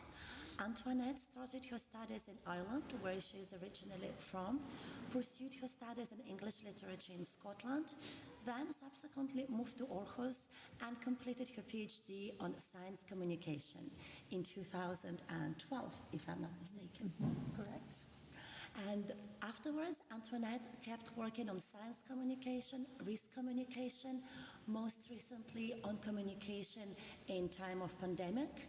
Her first encounter with Circle U was in the frame of the interdisciplinary thematic research networks. She was a successful recipient of one interdisciplinary thematic research network funding and developed a research project together with the colleagues from the University of Oslo and from Humboldt on the topic of climate change and student engagement. This project led Antoinette on its turn to the ICUP application, and the ICUP evaluation panel appreciated a lot Antoinette's project called Towards Better Climate Futures. And I apologize for my voice, it's gone, it's slowly coming back, but it's much better than it was last week. Anyway, Antoinette, the floor is yours, and afterwards, Self and Gore will act as a discussant to lead the discussion with the audience. The floor is yours, Antoinette. First of all, thank you so much, Natalia, I'm delighted to be here. I really am thrilled to receive this and feel very, very honoured.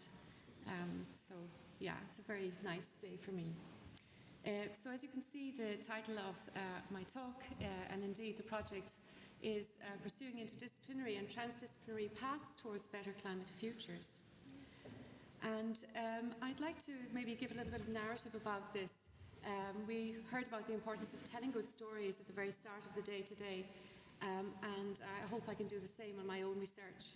So there are two related projects that form the basis of my application, and they have things in common. Both aim to gain traction on wicked problems, climate change and unsustainability, to improve environmental conditions. Both go beyond monodisciplinarity, both embrace interdisciplinarity, and one has an element of transdisciplinarity. Both are tilted towards the future, and both acknowledge the role of values as an aspect of trust and mistrust, and as inherent to sustainability. So where there's sustainability, there are values at stake. The lovely thing about this, as well as I get to acknowledge the collaborators I've had who made this possible for me to even receive a prize, because interdisciplinarity involves others. And it's with great pride I introduce my colleagues from the interdisciplinary project at Aarhus University called Mistrust of Scientific Expertise. And the parentheses there are actually interesting and relevant, because I'm interested in the sort of grey zone between trust and mistrust, and we are as a group. And we were generously supported by Aarhus University Research Foundation for this project. We look at public trust in climate science, but we also look at vaccine, and I'll talk more about that in a minute, just in passing, where we explore trust and mistrust as cultural and contextual phenomena. So instead of the maybe more typical perspective on trust as a psychological phenomenon, we want to look at it as in its discursive traces, both in online communication and other written forms. I would really like to say a few words about my colleagues. So from the top, Christian Wittfeldt Nielsen is an associate professor. He leads the Center for Science Studies at the Faculty of Science. Moving into a new faculty then, we have Loni Leatherer, who's an associate professor from public health, and of course that's the Faculty of Medicine. And then 3 more colleagues from Faculty of Arts, Nils Brøgger, a professor of media studies, Christopher Nielbo, who's professor of this and leader of a Center for Humanities Computing at Arts as well, and Helene Doon, who was our research assistant in anthropology. So she has an anthropological background. So if you like, we are a group of people from 3 different faculties and involving 6 different disciplinary fields. So I think that was essential to the whole way we worked and how we worked, and even the research questions we adopted. Just to say a word or two about this trust in vaccines, I'm just actually including this as a sort of a little tag on, but I want to show what can happen when people with different backgrounds and methods combine forces. So we looked at trust and mistrust in MMR vaccine, measles, mumps and rubella vaccine in Danish newspapers. So we're looking at how journalists communicate about the vaccine. And we had a long time perspective over many years, and we combined both computational analysis and qualitative framing analysis. So we were people who had expertise in these areas already. You can see some of the graphs. I mean, they're quite interesting to look at, and the paper's online if you'd like to have a look.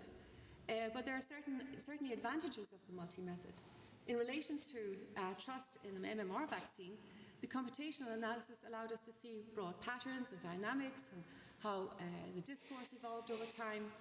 And framing analysis allowed purchase on the ways in which mistrust was framed, so in terms of something that is undesirable and facilitated by social media, which this computational approach maybe would have been less good at showing. It was more interested and better at focusing on the dynamics. But moving on and back to the environmental approach, you'll see here that we have 3 of us, and from again 3 different faculties, worked with public trust and mistrust of climate science using the methodology of a meta-narrative literature review. And we needed to be interdisciplinary to do this because we're interested in how it's being conceptualized. And if there are many different disciplines looking at this, then it helps that we're broad-based across different faculties as well, also bringing our disciplinarities to bear on this. And we found that there was often a lack of definition of trust. We found different conceptualizations of trust. Attitudinal refers to the psychological one. Cognitive has to do with the reflective on the trustworthiness of it and the trustworthiness of or reflections on how trustworthy science is. Contextual, it's maybe quite obvious what that is. Contingent, we needed this because we needed to show its contingencies both as impacted by, impacting and impacted by various factors, be it demographic or ideological or whatever. Affective has to do with emotion, and communicated was where we looked at how science communicators actually indicated their trustworthiness to the public. I'd also like to say a word or two about this book that's coming out.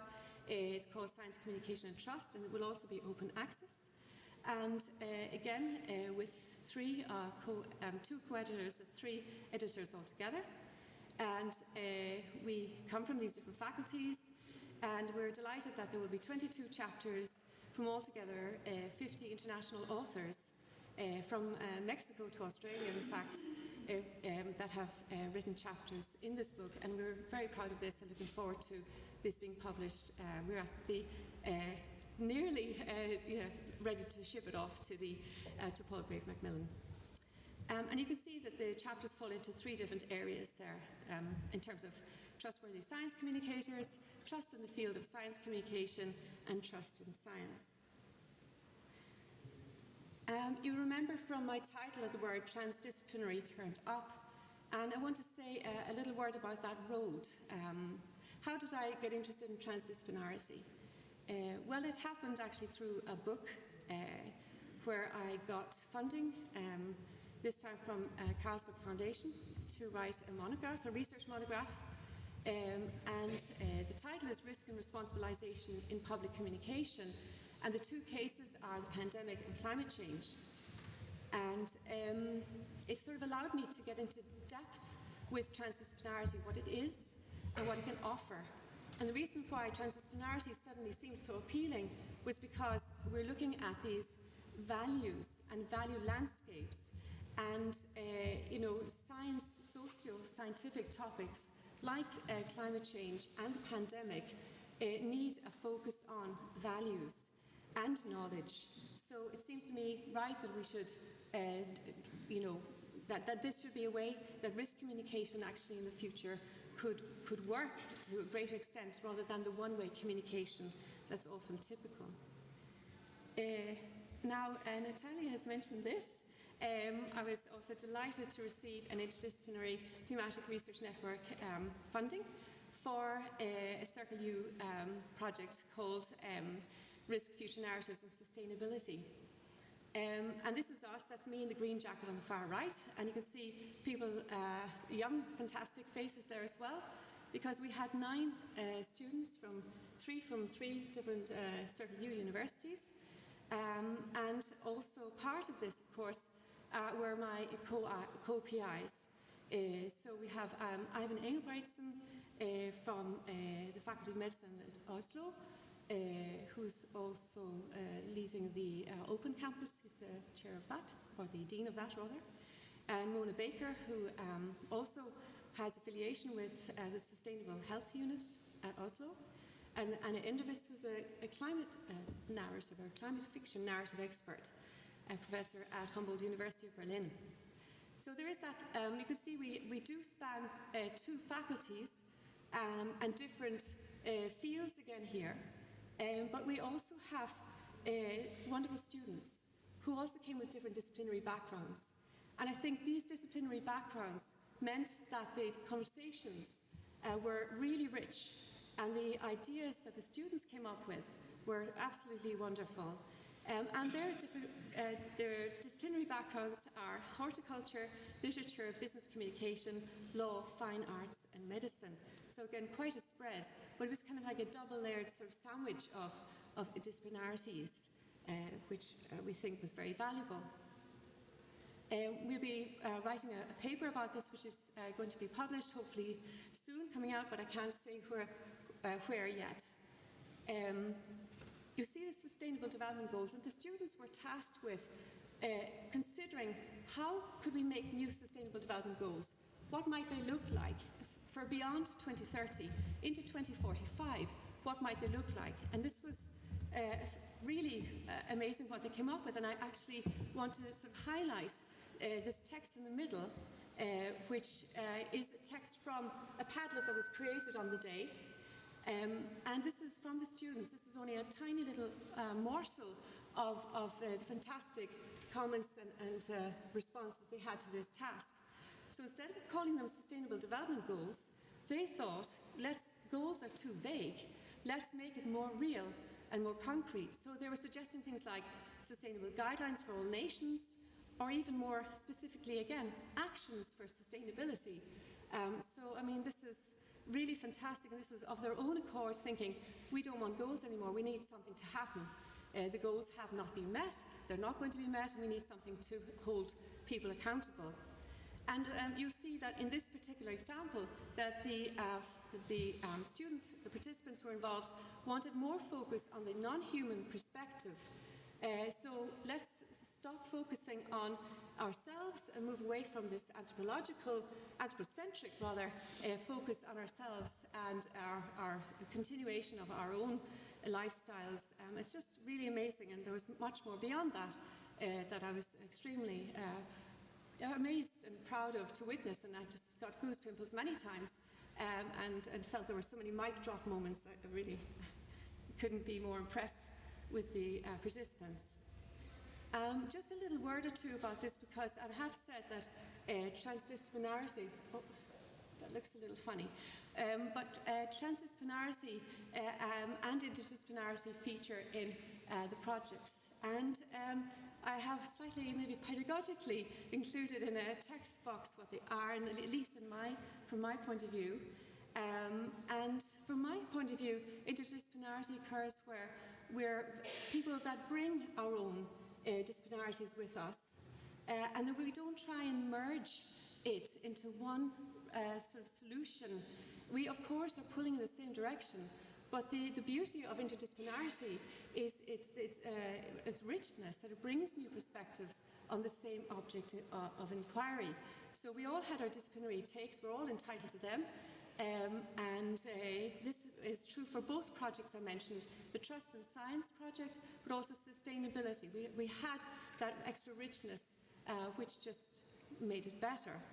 And then transdisciplinarity has to do with acknowledging and really recognizing the knowledge and the values of the public.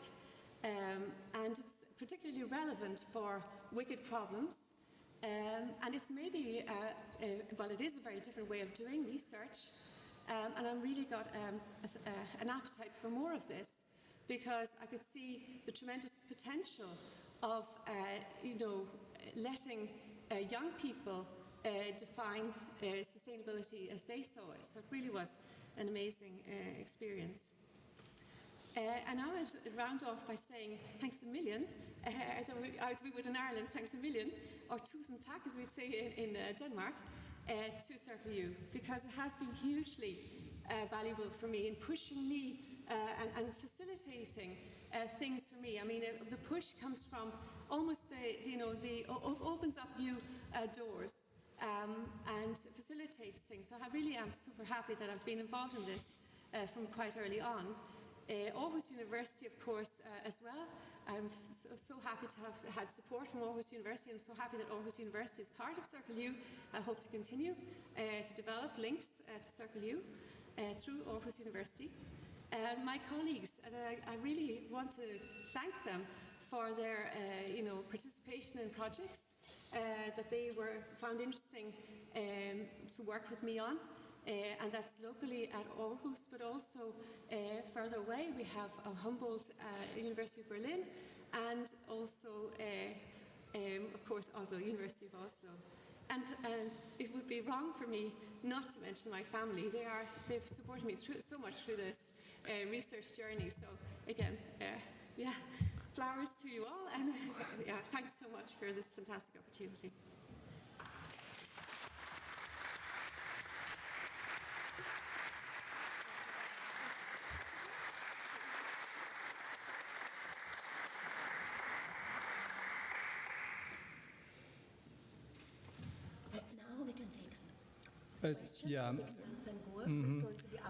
Thank you, Natalia, for inviting me. Shall I briefly introduce you? Myself? Okay.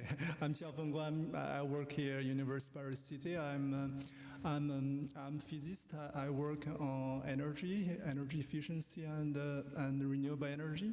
So I'm also one of the chair in the Knowledge Hub Climate in Circle U. Yes, it's my honor to be here to moderate the discussion with Antoinette. Very interesting projects, both of them, and flowers to you first. I have a lot of questions for myself, but I would like to see if there's any question from the audience first.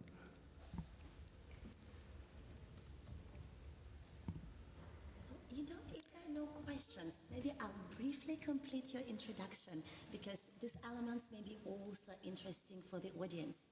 Well, Xiaofeng is originally from China.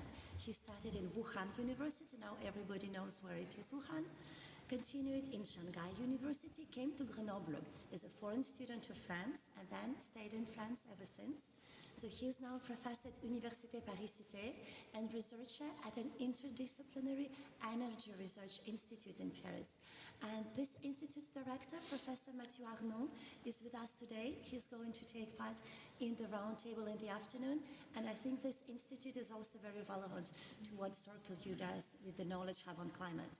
Tomorrow morning, SwafS organizes a roundtable with some of the Circle U Climate Knowledge Hub chairs on climate change and education. So if you're interested in this roundtable, do reach out to SwafS. It's taking place tomorrow morning, probably even here, right? No, not here. It's 8:30.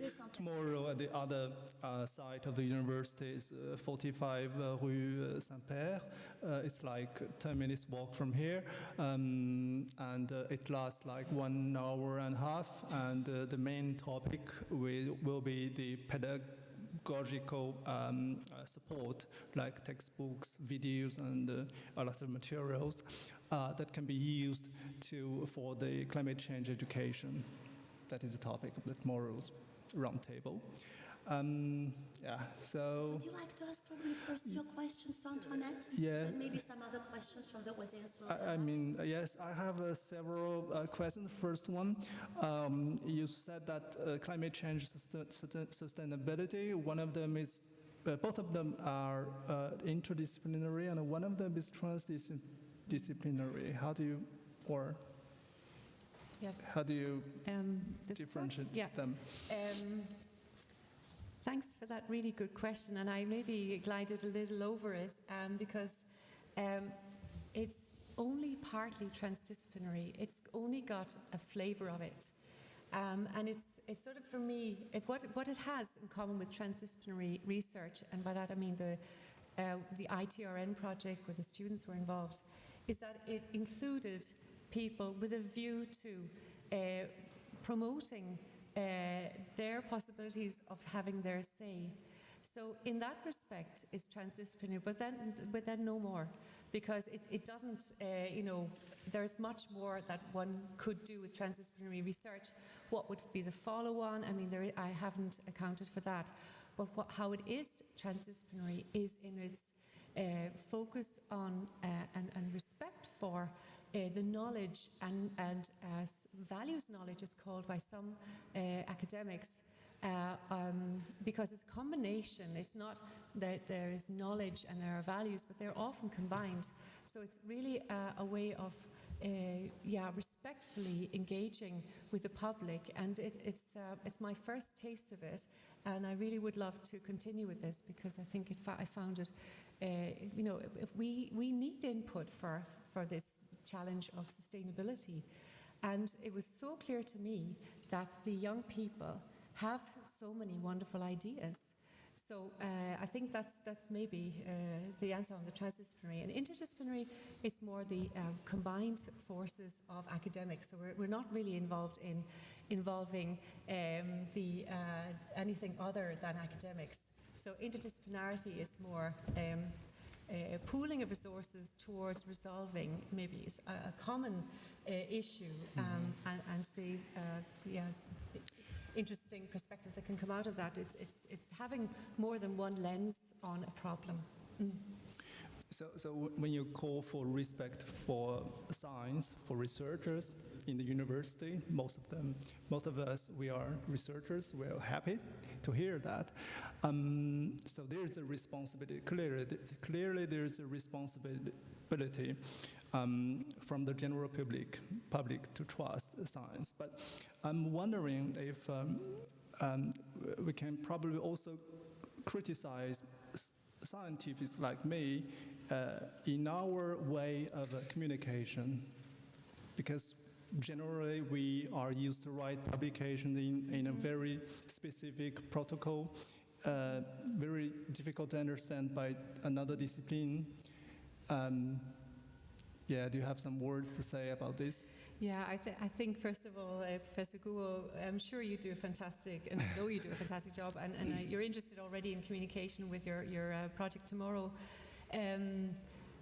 There is a place for monodisciplinarity as well, and there is a place for academic endeavour and really applying monodisciplinary approaches to really understanding something. So, and we bring this with us, also us, in our own capacity within the projects we're doing. So it is not to negate the value of monodisciplinarity, but rather to say that more perspectives on the same thing with a pool of people working together can really enhance results. And I can tell you that I've sat with my colleagues and sometimes felt a little bit like, okay, you're really questioning how I'm doing this, or you don't see what I mean. And then I realized I've got an assumption that there's a little friction there, and that's because they have a different perspective, or I've assumed something that they've highlighted for me, and I think that's really useful. So it exposes our blind spots as well. I hope I'm answering your question insofar as interdisciplinarity can help a lot. Was your question about science communication to the public as well? Because I really yes, to the public. I could also say something about that I'm hoping to do a project on participatory approaches to science communication, inspired by people like Matthias Kaiser and others who talk about the transdisciplinary impulse and how important it is for conducting science. So science itself is not value-free, and we kind of we need to, there's maybe that idea, but there are values baked into science as well, and I think particularly for topics that are socio-scientific, so they impact people quite a lot. It could be vaccines or climate change, or having to suddenly adopt new behaviours in the pandemic. Then it's really important to have a sensitivity around people's values and maybe take them on board. And their knowledge. There's more to it than just values. It's also what people know themselves, their local situation. There's a huge tradition in STS, Science and Technology Studies, of saying, well, there are also other forms of knowledge that can also enhance, knowledge more generally. So you have been studying COVID-19.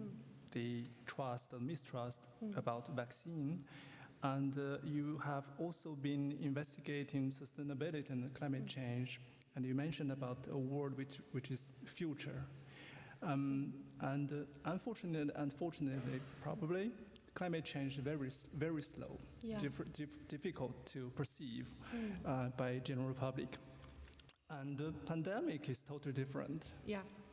So what lessons have you learned from pandemic study that you can reuse them in the climate change sustainability study? This is my last question. and it's a great question. That's on temporality, and we've had the word futures mentioned many times. We want to create a better future. This is a different kind of temporality, though. This is pace. This is the speed at which things can be changed or not visibly changing. And I remember also seeing these numbers going up.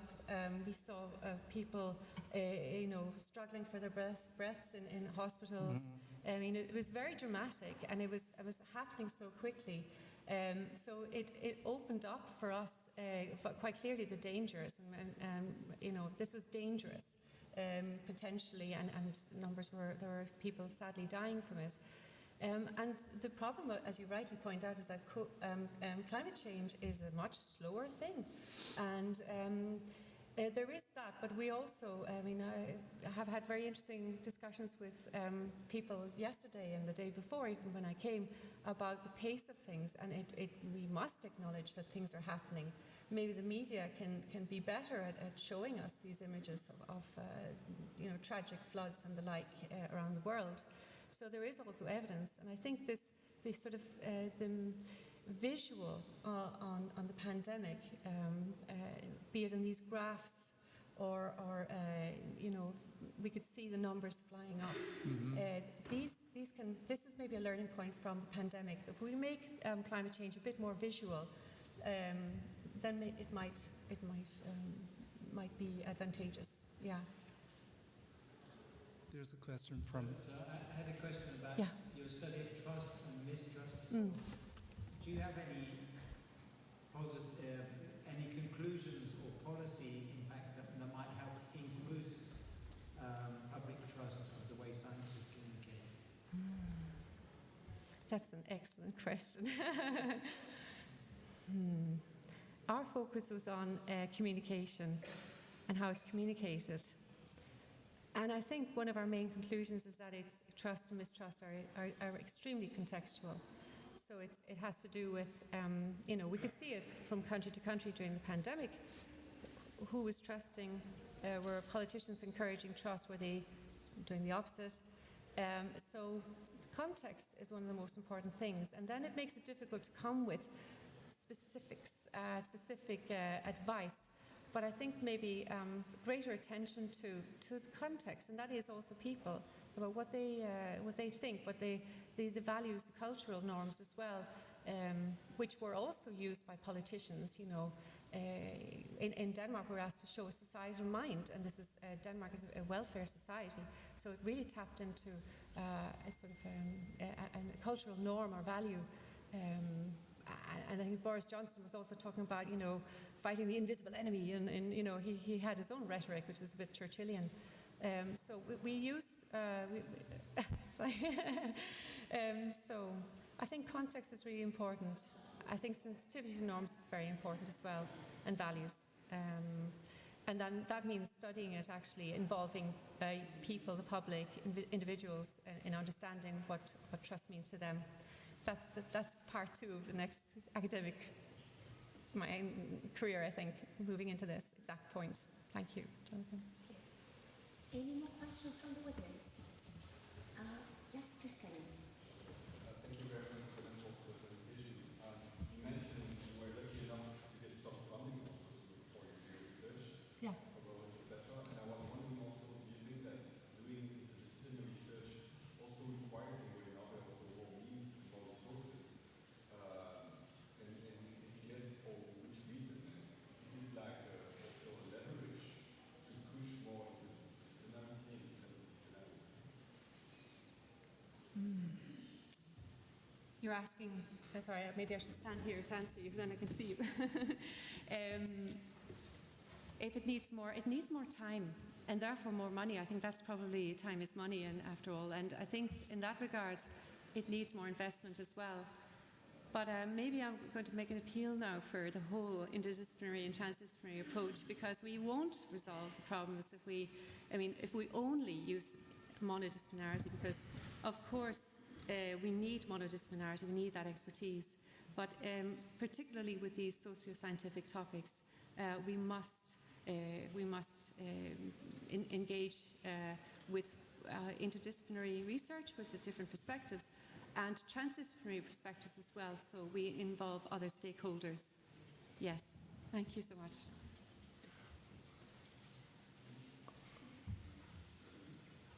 Any other questions from the room? Well, I guess it's time. I'll just provoke one last question, because you used the future narratives approach, and I know that another ICUP winning project called Futures, but we also think and reflect a lot on futures.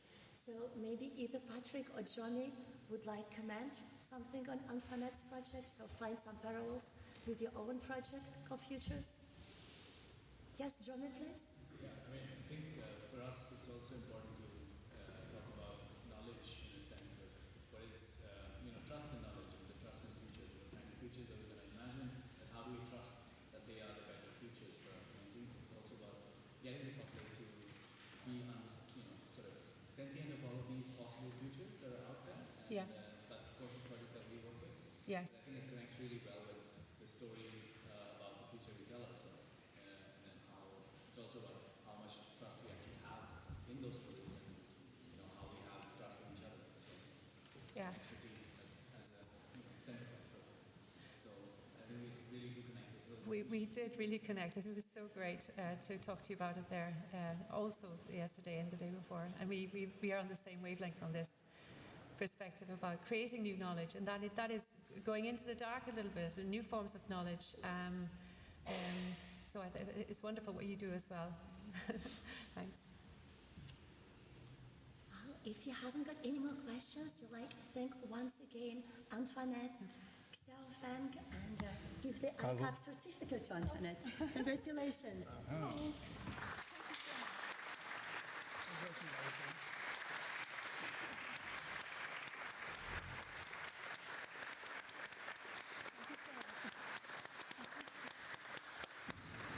I would like to invite Democracies Project, Professor Marius Njalan from the University of Oslo, and his discussant, Amaury Peters from Louvain Coopération NGO in Belgium.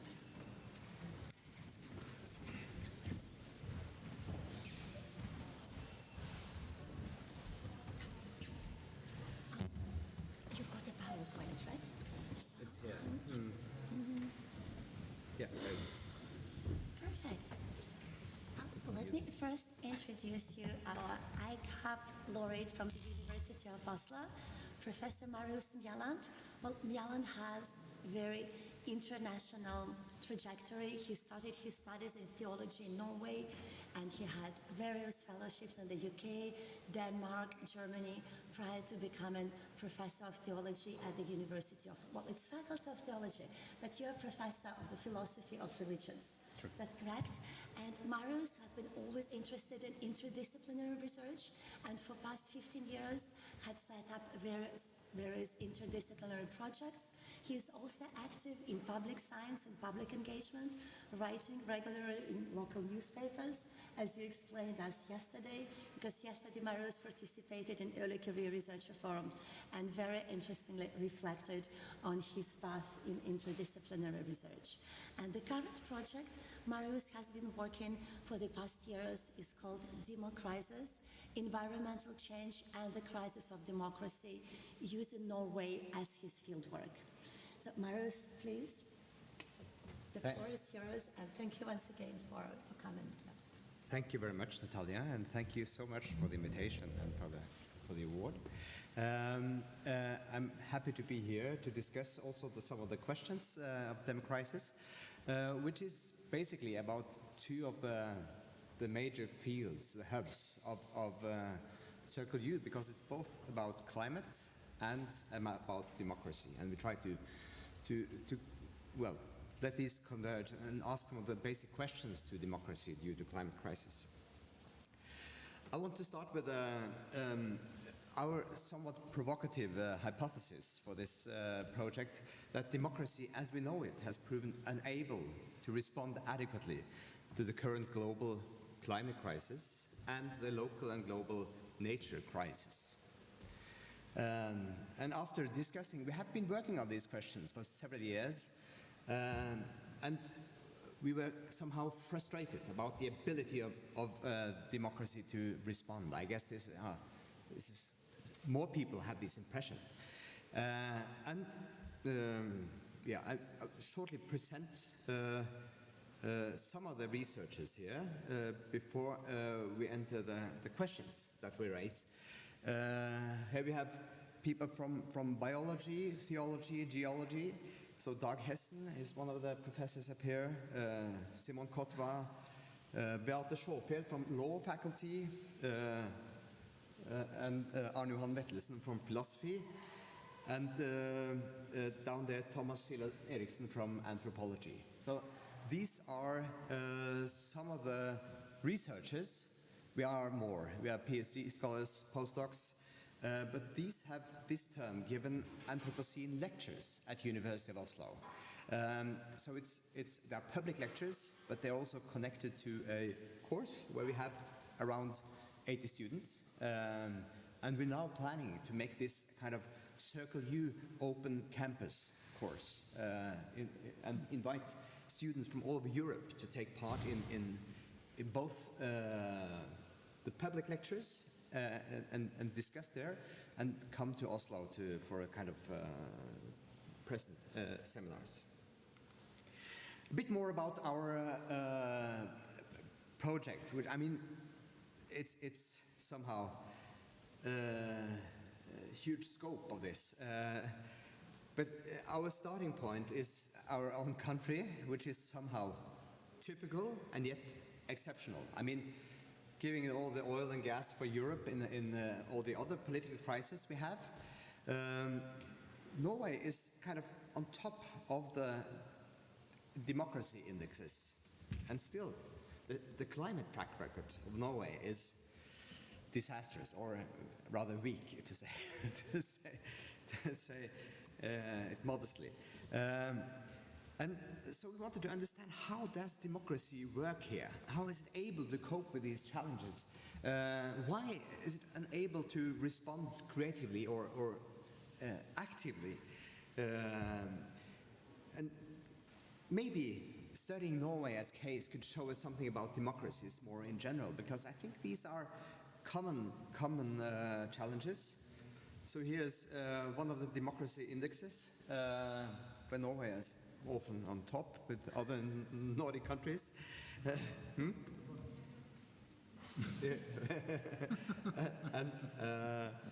And here, what was that?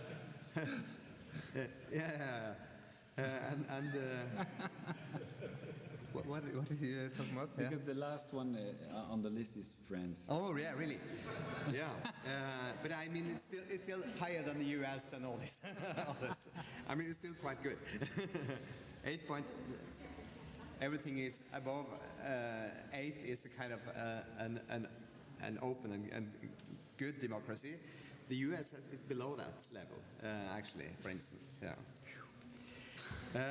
But still, I mean, there are some challenges. If it's supposed to move towards a kind of sustainable future, the country should be down there with the targets, and the policies and actions could go a bit down, or even it could be above on the red level. So it's, and this is actually when we discuss, this is Norwegian, but when we discuss CO2 emissions in Norway, it's a small one. But if you think about all the oil and gas extracted from Norway and exported otherwise, it's 10 times as much. And I think this is also relevant, because that's the basis for income and for the future of policies in the democratic sense. How could we also morally defend this? This is one of the questions we're discussing.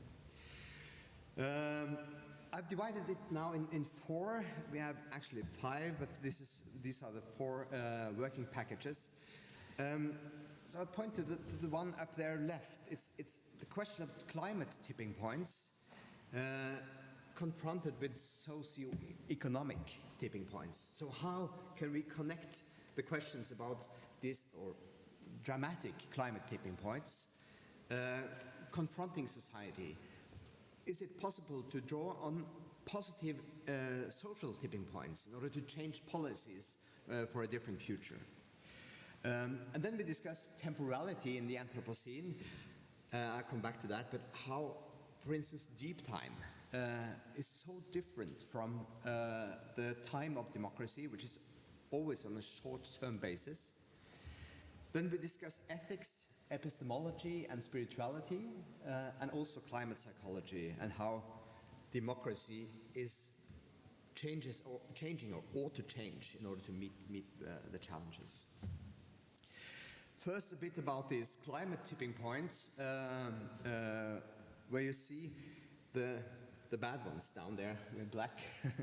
So these are, for instance, changes if Amazonas is turning from rainforest to kind of savanna. It's impossible to do it the other way around. So it's a permanent change, and it will have a kind of feedback effect on CO2 emissions, so they will be stronger in the future. And the same with glaciers that are melting, inland ice in Greenland, and so on. So how could democracy respond to these challenges before it's too late? Because when it's too late, it's really dramatic. And taking this climate perspective on on democracy rather than the other way around is somehow, it's rather challenging and eye-opening, I think. Then we have Anthropocene temporalities, and down there you see one of the oldest creatures on Earth. It's probably the earliest parts of evolution, deep down in the oceans.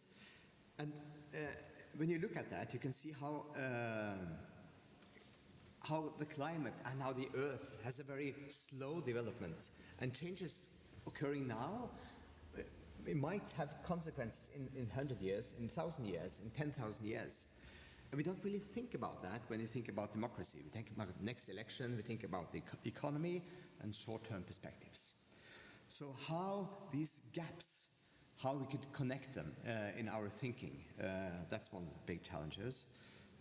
Also discussed by Chakrabarty in one of his latest books.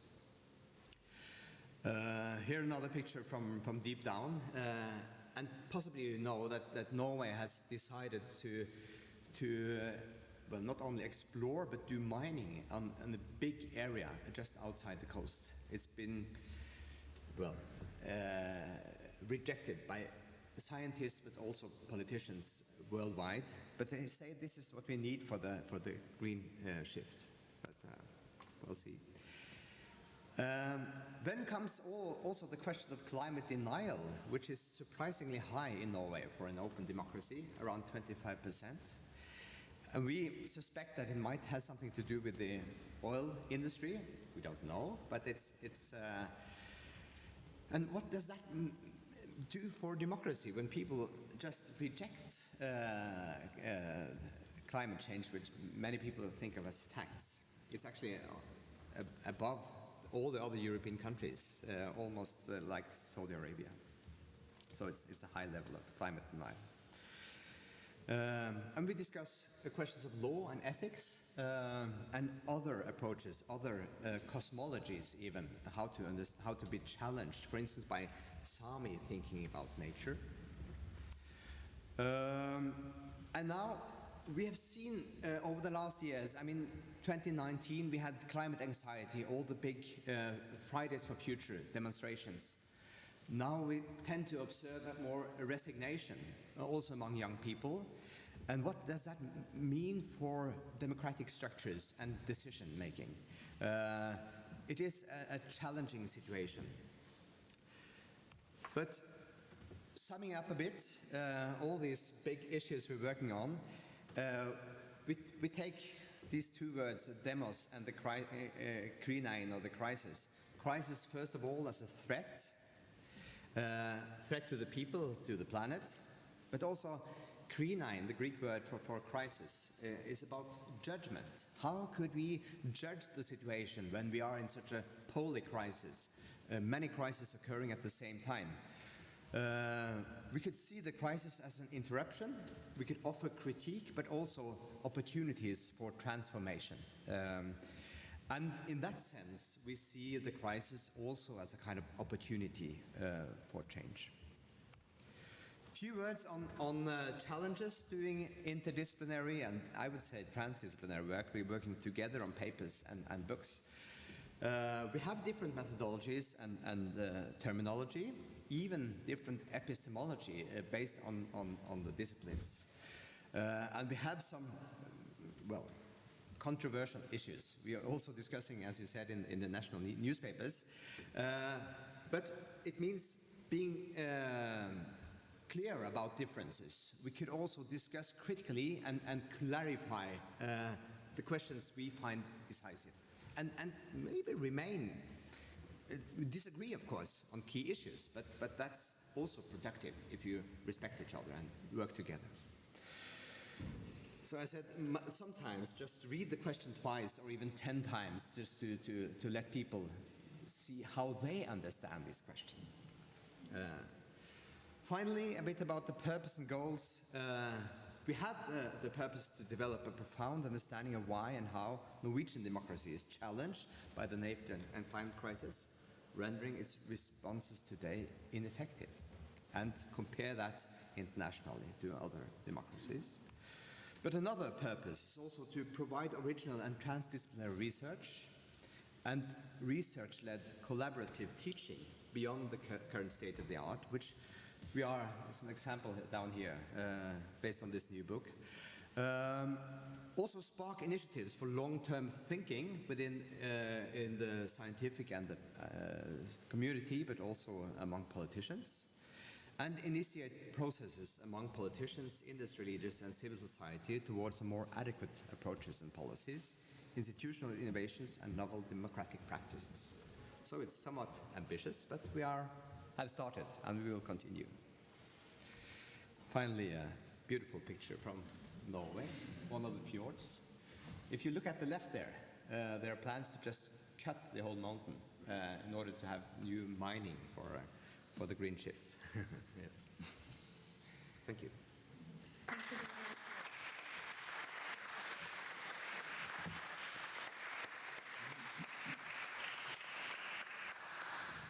we'll start with some questions from Amaury Peters, who is going to be our discussant. And I must tell you, it wasn't easy to find an appropriate discussant for Mario's project, because it is climate, but it's not scientific climate. It's climate plus humanities. And I looked very hard in Paris, in Louvain, at Humboldt University before thinking, well, we've got our external stakeholder who took part in the Sandpits, who took part in different Circle U events. And why don't I ask Amaury? Because Amaury had worked on knowledge democratization most recently and on hierarchies of interdisciplinary research. And other than that, Amaury Peters is bioengineer.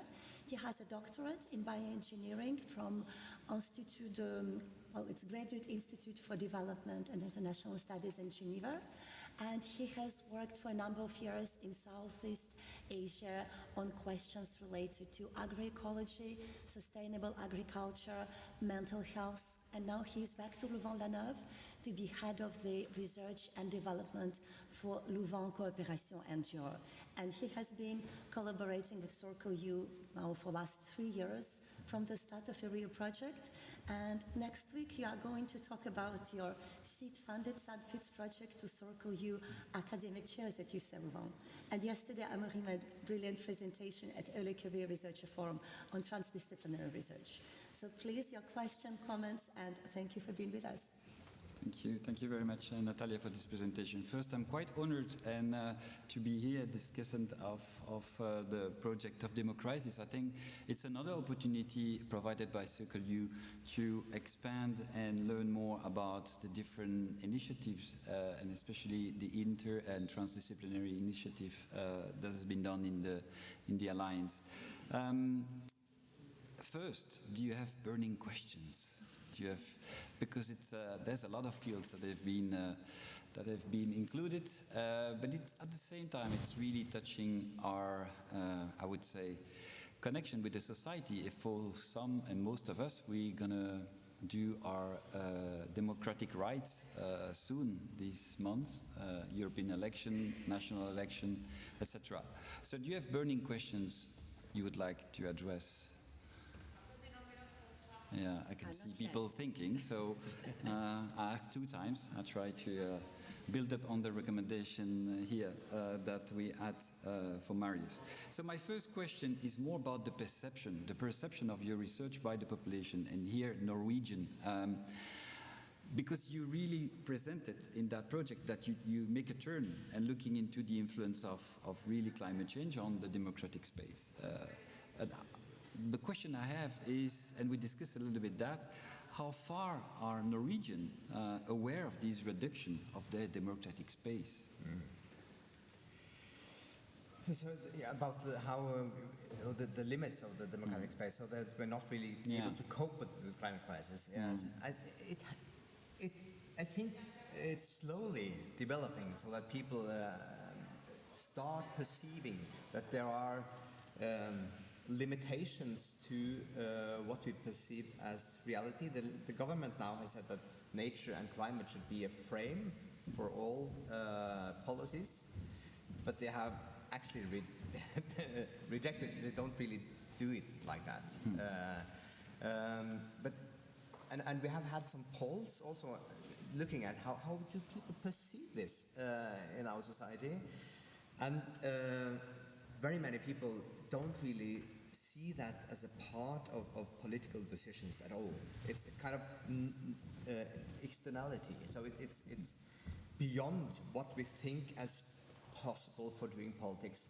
And still, I mean, we are actually using all these resources and thus spending nature and living by nature without really thinking about it. So I think we have tried to do both to understand what is going on in the population, how people actually understand this, but also inform and give lectures, publish a book on the Anthropocene in order to make some awareness of these questions.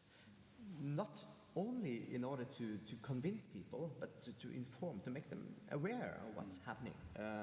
And it's happening slowly, but I think that there is a change in this, at least over the 1 or 2 last years.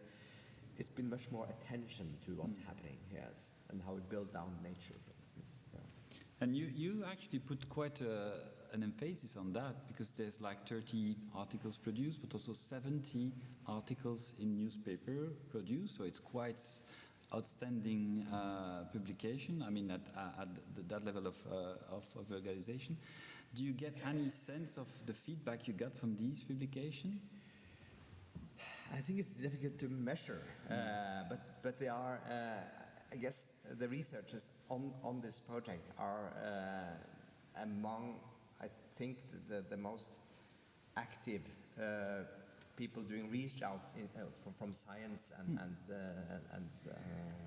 from the university in Norway at all. So familiar faces to everyone.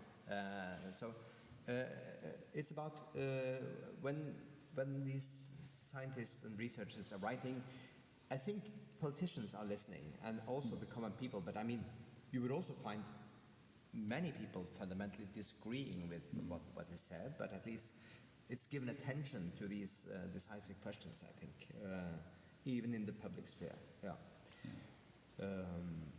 And it goes from the more radical left newspapers to the more intellectual newspapers, and even discussing with the industry and with people who are actually, I think decisions taken by the industry are often underestimated, because they are so important for the actual impact of what's happening. So if you're able to change that, it will have a higher impact to the better of the environment. Yeah, definitely. So I think this is also one takeaway from that project, is really your investment in generalizing the knowledge and publicizing these in the newspaper as well. So that's quite interesting. Any other questions? I have more. Wow. Okay, great. Great. Wonderful. I can see there were 1, 2, 3. I think the first one was high up, if that's okay. Yeah, please. You probably have to grab the microphone on the back.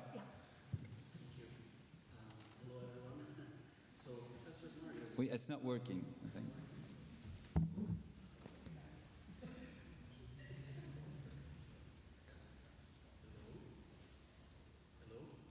Just speak loudly.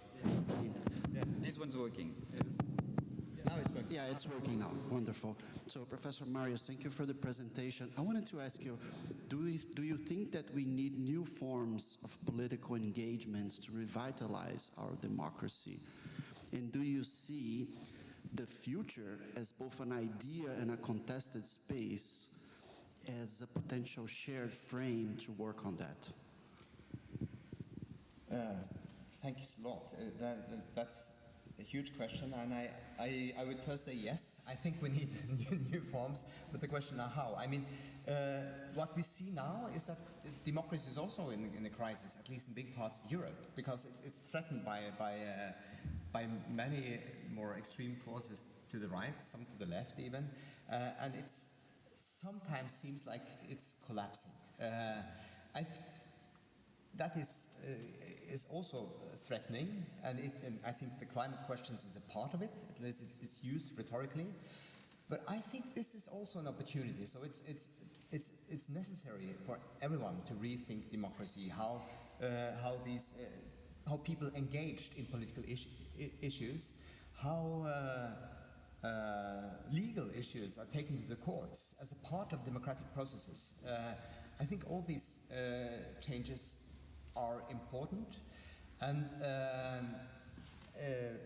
for Norway at least, it's necessary that the big political parties sit together to find some of the solution to these big issues, because if not, they will just throw arguments at each other.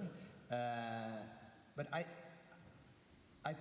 presume that these changes will come maybe in 10 years, how you can plan getting out of oil and gas, because you can't really, it's in no way sustainable and not morally possible to continue the way we do.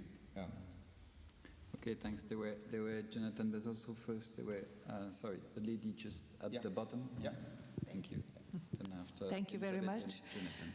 I wondered how much do different national setups influence the work you do at the moment for Norway? Looking at the illustrations you gave us, the problems were not in Norway. It didn't look very Norwegian to me, the pictures you showed of the flood and the fire. But this is influencing to which degree in what you're developing at the moment? Because not each country in this world is a Norwegian democracy at the moment. And that's where the problem occurs just as well, even maybe more than in our area here. Yes, not all the countries are Norwegian, and the problems are not specifically Norwegian. Now, of course, that is the problem of a climate. So it's caused one place, and it's happening all over the globe, all over the planet. So making people conscious of that kind of responsibility, I mean, that is a starting point. What we have been looking at with Norway, what is exceptional there is this high standard of democracy, but the bad standards of climate policies. And we think it might also be the situation for instance, Western democracies as a whole. They are a bit better on climate policies, maybe a bit worse on democratic standards, but that kind of paradox, because we expect democracies to be able to deal with such questions. And I still think it's the best way we have it, but I have to deal with them. But there are also, I mean, democracy is on both sides here. Democracies have been fueled by economic growth, which is the reason for its support partly, and it's for its stabilization. So if you lose that part, and think of degrowth or green growth, it might be more difficult to have the support you need for a democratic government. And I think these big questions, we are a bit anxious to raise them, but these are also below the problem of democracy with facing climate crisis. Maybe that's what I can give you for a short answer. Yeah, but we should discuss it. Yeah. Thank you. There were Elizabeth and Jonathan.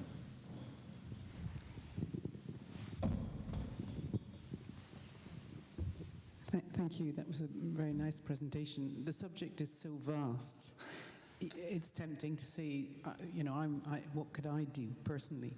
But somewhere between what should each of us do and what should the powers that be do, as a medical doctor, I recently listened to a talk from a medical colleague at one of our scientific meetings, hematology in my case, on the climate disaster, or the pending disaster.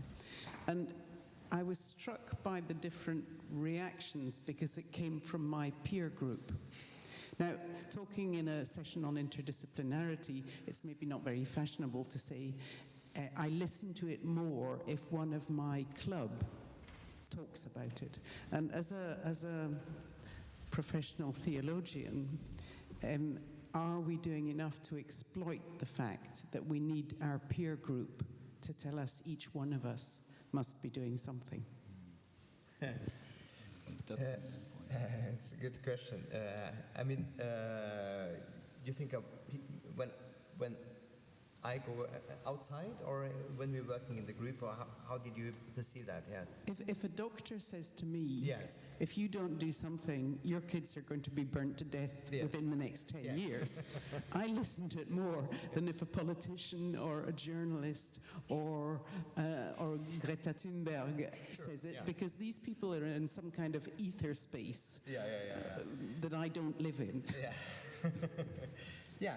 I mean, I think the researchers on the project have very different disciplinary background, and they are both talking with their peers, and they talk with the public, so they meet people at schools and in public audiences. And I guess probably a philosopher or a theologian, I'm trained as a philosopher, would understand my arguments better than people from physics or medicine. But I guess since this is really a kind of transdisciplinary work, so we have even the voices from different disciplines talking in these Anthropocene lecture series or in the books we published. So I agree with you, but I think the point is learning to listen because this perspective is represented, but still you need the other perspectives in order to have the big picture. So I guess that is the way we try to respond to that. We can't really please everyone, but yeah. Okay, thanks. This reminds me of a very interesting conference where I actually joined, and they were a medical doctor and a climate specialist who present together, and they really brought their own perspective together into the results, and that was a high impact presentation in this case. Trying to address a bit your point. Maybe that's also a way to present interdisciplinary research in the future. I have another question, if we still have time, even more, but some have already addressed my question. Question from Elizabeth over there, and who is it? Yes. Okay. Okay, I'll bring you. Okay, the microphone is going to you.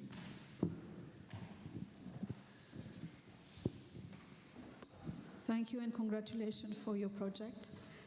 Working at the cross junction of democracy and the climate crisis, I would like to know, did this change anything in your vision on how a scientist should be responsible for the society? And did it change anything in the way you're doing science? Well, big and good question. Thank you. It has been a big part of our debate internally, how to respond to the society and how to, if we should align with activists or not, because it's a question about credibility of research and science, which I think everyone here is think as the main priority, having that credibility. But wouldn't credibility also mean that you talk about the urgency of the question and even join forces with others? So this is an open debate, and the researchers disagree on that topic. They have different positions, but I think it's important to keep that discussion alive within the scientific community, because I think it's the most important is to have credible research and somehow to remain credible in your analysis of society and so on. But there is also a need to talk about the challenges which have to be faced rather quickly. But based on the fact that you work on transdisciplinarity, straight away that format changed the role. I mean, the narrative is completely different. At the moment you say transdisciplinarity, you are just equal to any participant, stakeholders, a politician. So, how does it fit? I think we somehow respect the different disciplines in their analysis of the situation. So natural sciences, biology, geosciences have, I guess, the most important role in explaining what is happening and what has to be done, like the IPCC and so on. But they don't have the tools to analyze how that influences society. So it's like different roles among the researchers, and you can have these challenges going across the disciplines, from a psychologist, from an anthropologist, and thereby I think we can look for a solution of how to communicate this, even in television or radio. Yes. I will just focus on a point you mentioned. You talked about indigenous initiative, and this I think it's very important. And I don't maybe your methodology about this question has to be very precise, and maybe it has some impact on the general level, because it's a very tiny point, but today the question of nature, considering this nature with this question of indigenous initiative, has some impact on it. So how you can introduce it in your methodology? Yes, I can try to do it very quickly.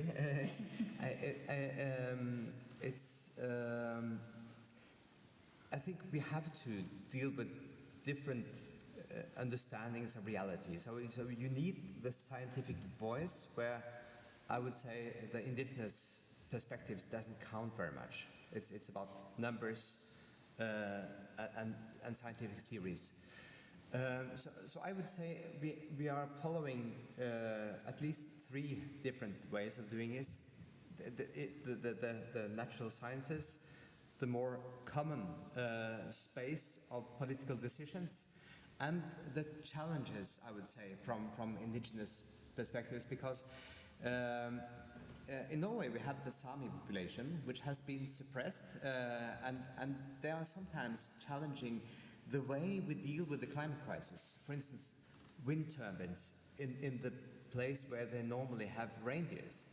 So they had to, so that was threatened by these big new solutions, technical solutions, and they had to actually, they were decided by the court that they should take it away or find another solution, because it was not sustainable in this wider sense. It's sometimes difficult to even translate from one to the other, and without, for instance,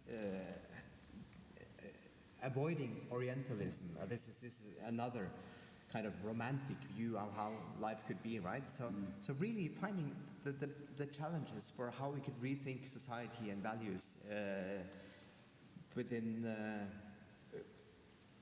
and thereby living together, respecting also these values and learning from them.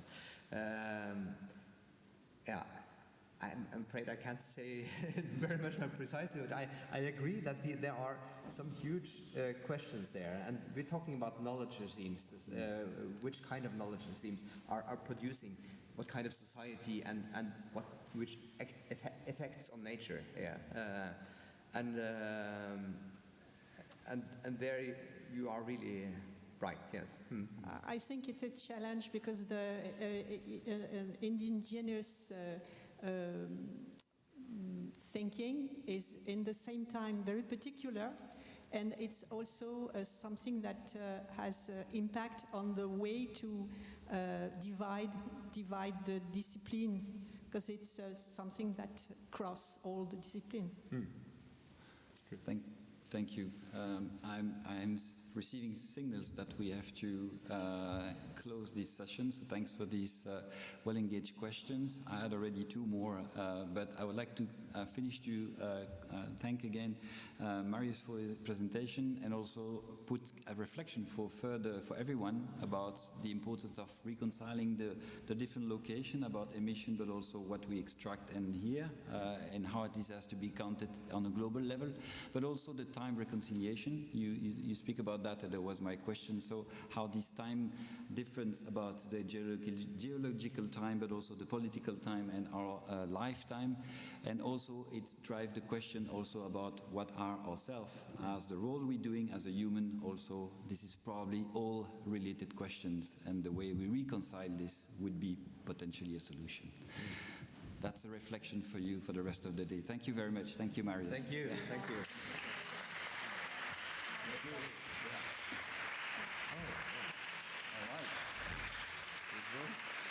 Thank you again.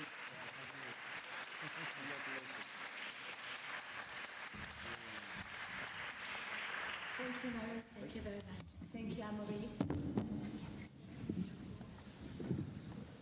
Now we are staying with the University of Oslo for the last ICUP winning project, and we have Professor Jonathan Weitzman from Université Paris Cité, whom everybody knows, I guess, for the last presentation. Jonathan would like I just want to say one word before they start. So, can you hear me? Because I know this woman. Yeah. So it's called the Inter-Circle U Prize. So I'm on the evaluating committee. I just want to say a few things. First of all, we discovered 3 years ago that it's a prize, but there's no prize money. In fact, there's no prize. The prize is the little bit of paper that they got. That's the prize. So I want to thank all the recipients of the prize for coming all the way here. And the second thing is, we had originally hoped that it would be Inter-Circle U, but actually we had to give out the prize before there was any opportunity for people to work between Circle U partners. So what the committee decided was to award prizes for interdisciplinary research that would showcase potential for people from different disciplines to interact. And then there was a big discussion, as there always is, what does interdisciplinary research mean? Because it was also never defined, like the prize was never defined, and the Inter-Circle U was never defined. So we had some discussions, and these are, I won't bore you, they're ongoing discussions, what we mean by interdisciplinary. But I think Antoinette summed it up beautifully when she said the extra richness. So what we were looking for were projects that have extra richness. And the first year, we were a little bit disappointed in the real richness of some of those projects. And I must say that it's got better and better. And this year, there were really wonderful projects that really had that. And this project that is going to be presented now, it's called Co-Futures. But I just want to read one sentence from the proposal, which says, the core 10 members represent the disciplines of, hold on to your seats, culture studies, museology, comparative literature, architecture, choreography and dance, English studies, film and media production, design research, journalism, computer science, history, science fiction studies, business studies, creative writing, and anthropology. Jonathan, shall I just give them the certificate straight away? So the project is really very, very innovative, very interdisciplinary, and we're very lucky that it's being presented by two early career researchers. So Jomi is a postdoc and Patrick is a PhD student, and they're going to tell you about the project. So. Thank you so much, Jonathan. And just to complete what Jonathan just said, well, we don't have the principal investigator today with us, Bodhisattva Chattopadhyay. He's not early career researcher anymore, but he's a young parent. He's having his first baby this week. And he's already on paternity leave. So he couldn't even join us by Zoom because the baby is really coming. But he has a certificate. And we're very lucky to have two of his 10 project members. We have Johnny Joseph, who is postdoctoral research fellow at the University of Oslo in creative design. He first studied in India, and he chose School of Architecture in Oslo, particularly for the design program. So he traveled all the way from Delhi to Oslo to do this graduate program in creative design. And then he joined Co-Futures project, I think he joined 2 years ago. John is also interested in Anthropocene, in climate change, in all forms of creative design, and in speculative fiction. As for Patrick, he's finishing his PhD anytime soon, this summer, in cultural studies. He's Brazilian and American, completed first part of his studies in Brasilia, then moved to New York, where he worked as a journalist. And after this career in real life, he returned to academia to Co-Futures project, went all the way to Oslo to work with Co-Futures project, and his fields are science fiction and speculative fiction. And he's doing lots of field work in South America, in Brazil, but also in Argentina. So they'll tell more you about Co-Futures projects right now. Thank you for being with us, Patrick and John. The floor is yours. So we're going to do this as a duo, you know, so I will start. First of all, this is an honor for us to be here representing our team members. And this will be a pretty short presentation and brief, so it could give you an idea of what our project is about. And then we can comment on it as we go. We have our PI, Bodhisattva Chattopadhyay, is affiliated researcher Ingrid M. Felixdal, Jomi, Sami Ahmad Khan, Joe Leckman, Merv Tabur, Burswein Thorson, Regina Kanyuwang, and Marta Tveit. And these are the sources of funding that we have, the ERC, the Norwegian Research Council, and the Marie Curie Actions.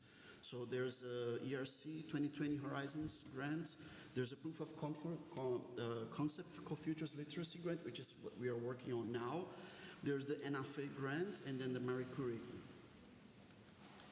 And the core is we have 3 PhDs, 4 postdoctoral, 1 research assistant, 2 librarians, and also we should mention Ursula Münster from the Oslo School of Environmental Humanities as an important collaborator, and of course Vita Kevedarati from the administration of UIU, who has been an invaluable asset in helping us navigate the really difficult compliance process of these projects.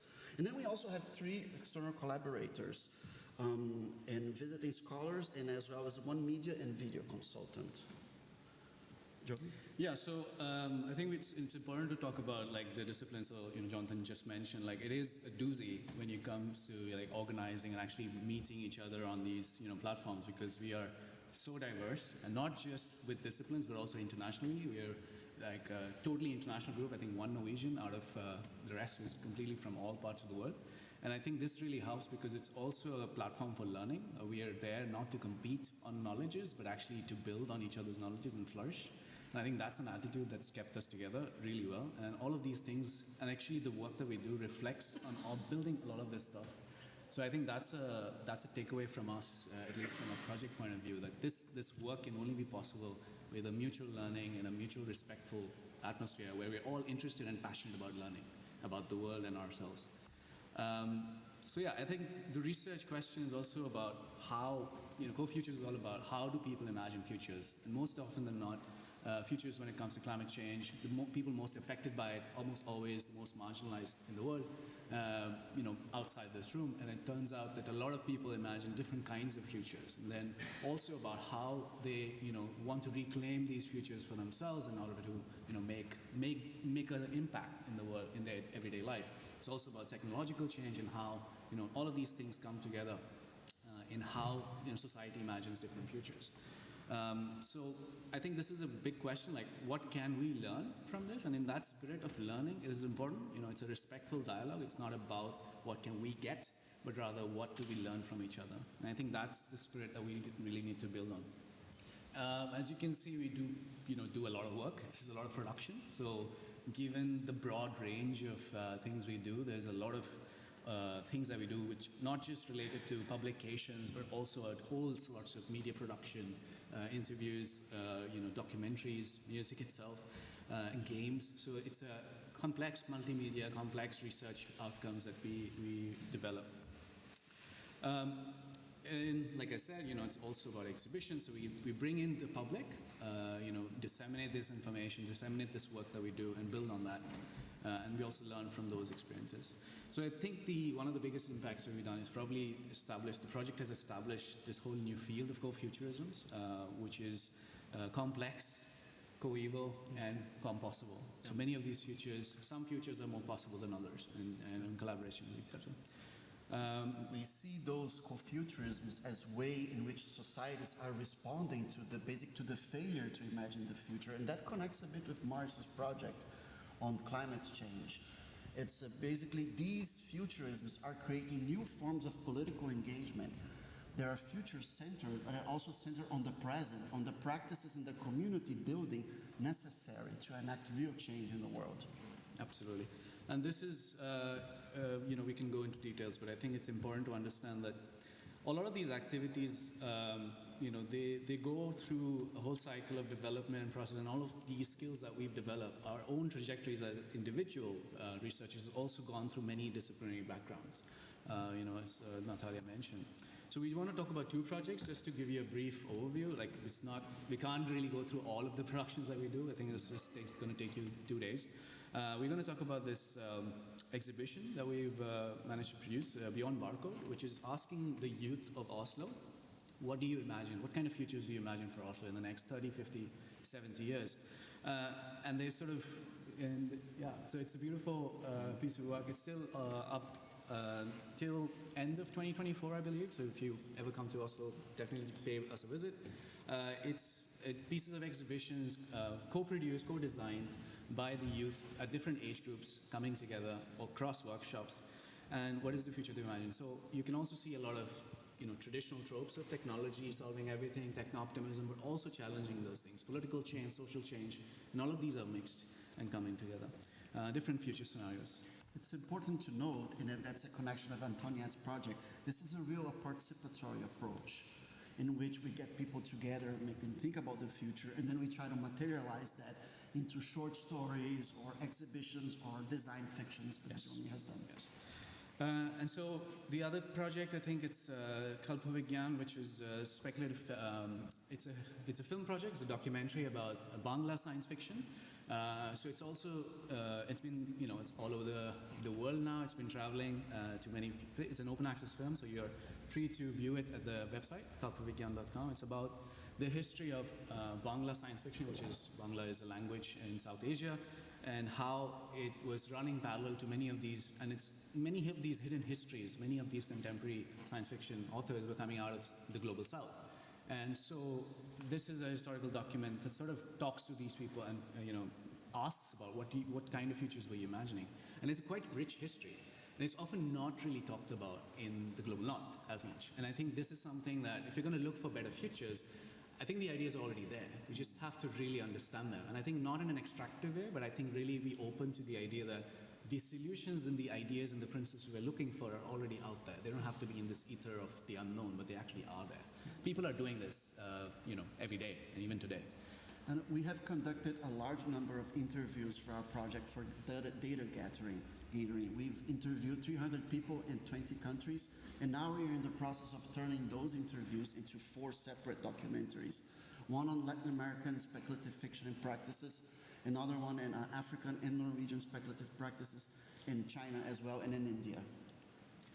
So, on another note, we are also doing work with, different, again, it's not just within our group that we're interdisciplinary, we're also reaching out to, researchers outside our groups, and that ranges from UN innovation teams, space sector, commercial space industry, but also with artists and environmental startups. So there's a whole lot of work that's happening under the hood, and we enjoy that process as well.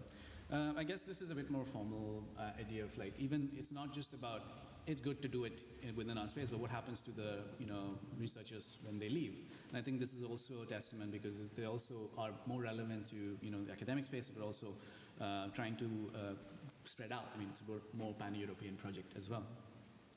And yeah, I guess awards and prizes. So this is World Fantasy Award, British Science Fiction Association Awards. So I guess that's something we can. Amongst our members, we have science fiction writers like Regina Konyu Wang, who's really accomplished, and she is responsible for some of those awards. Yes.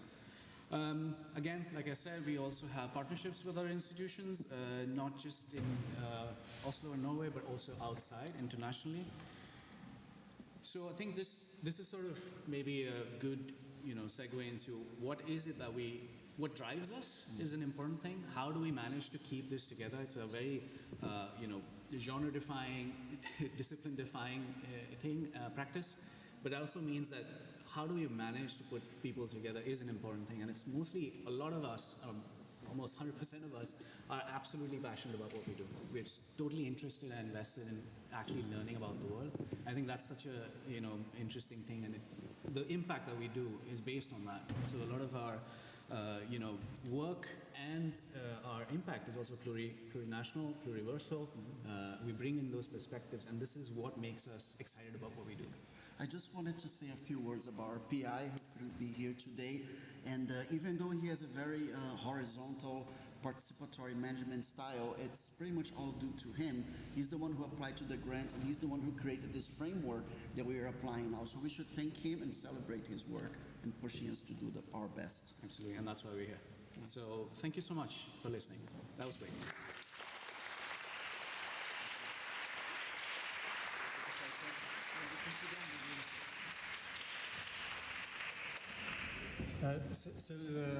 So I should actually add that the PI is the first ERC in the social sciences in the whole of Norway, right? Yeah. So he's to be commended for that. So I've just been told that we have time for one question. So I'm going to ask, scratch your own itch. I'm going to ask the question that interests me the most, which is on this long list of disciplines. Don't take this as a criticism. There's a key discipline that's missing, and that's genetics. And so first of all, is there room for geneticists? But more importantly, do you think this approach, so speculative, narrative prediction, and feeding back into research, so you're using it in the context of climate change, but do you think this is an approach that could be used in other really hard scientific disciplines, this multidisciplinary speculative fiction, future prediction feedback? Well, we believe that speculative fiction and the communities and practices that are connected to it, they already are doing interdisciplinarity in a very organic way.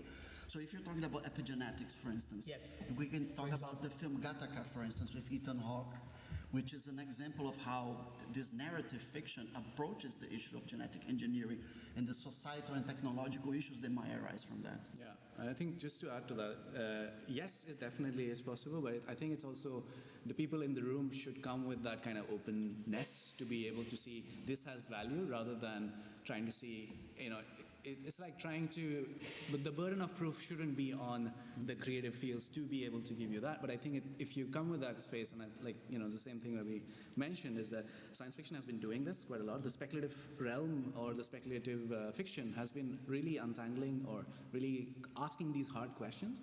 And I think it's important to sort of get that on board. And I think once we have that kind of open learning environment where we're just trying to figure out the world for us, and I think it's definitely possible.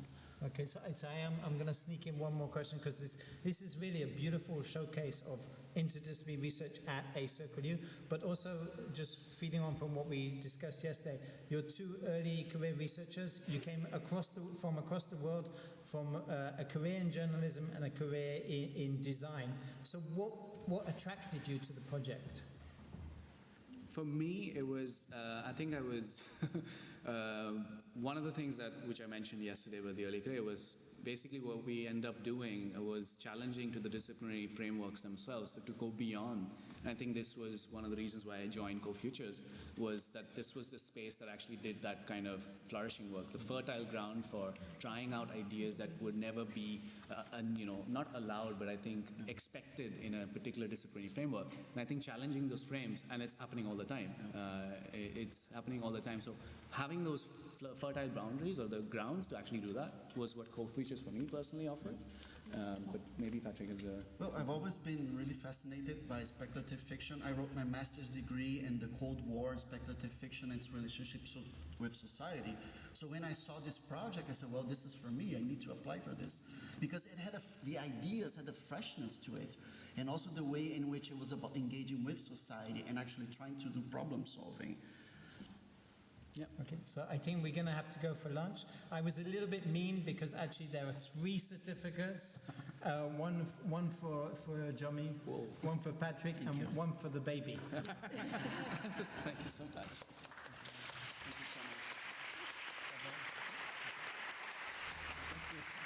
There's someone somewhere taking somebody else. That's for your chest. Alex, before we all go for lunch, I would also like to thank my fellow Walk Package 2 leads, Jonathan, Knud, and Ivan, who are all here. Mette Halskov Hansen from Oslo is missing. She's in Taiwan. I would like to thank them so much for all our collaboration for the 3 years, because they were there to disseminate ICUP calls, to evaluate the applications, to follow up with the ICUP laureates, and I also thank ICUP evaluation panel. Not all of evaluation panel members are here, but thank you both to my work package leads and to the evaluation panel for the great work they've done for the ICUP for those 3 years.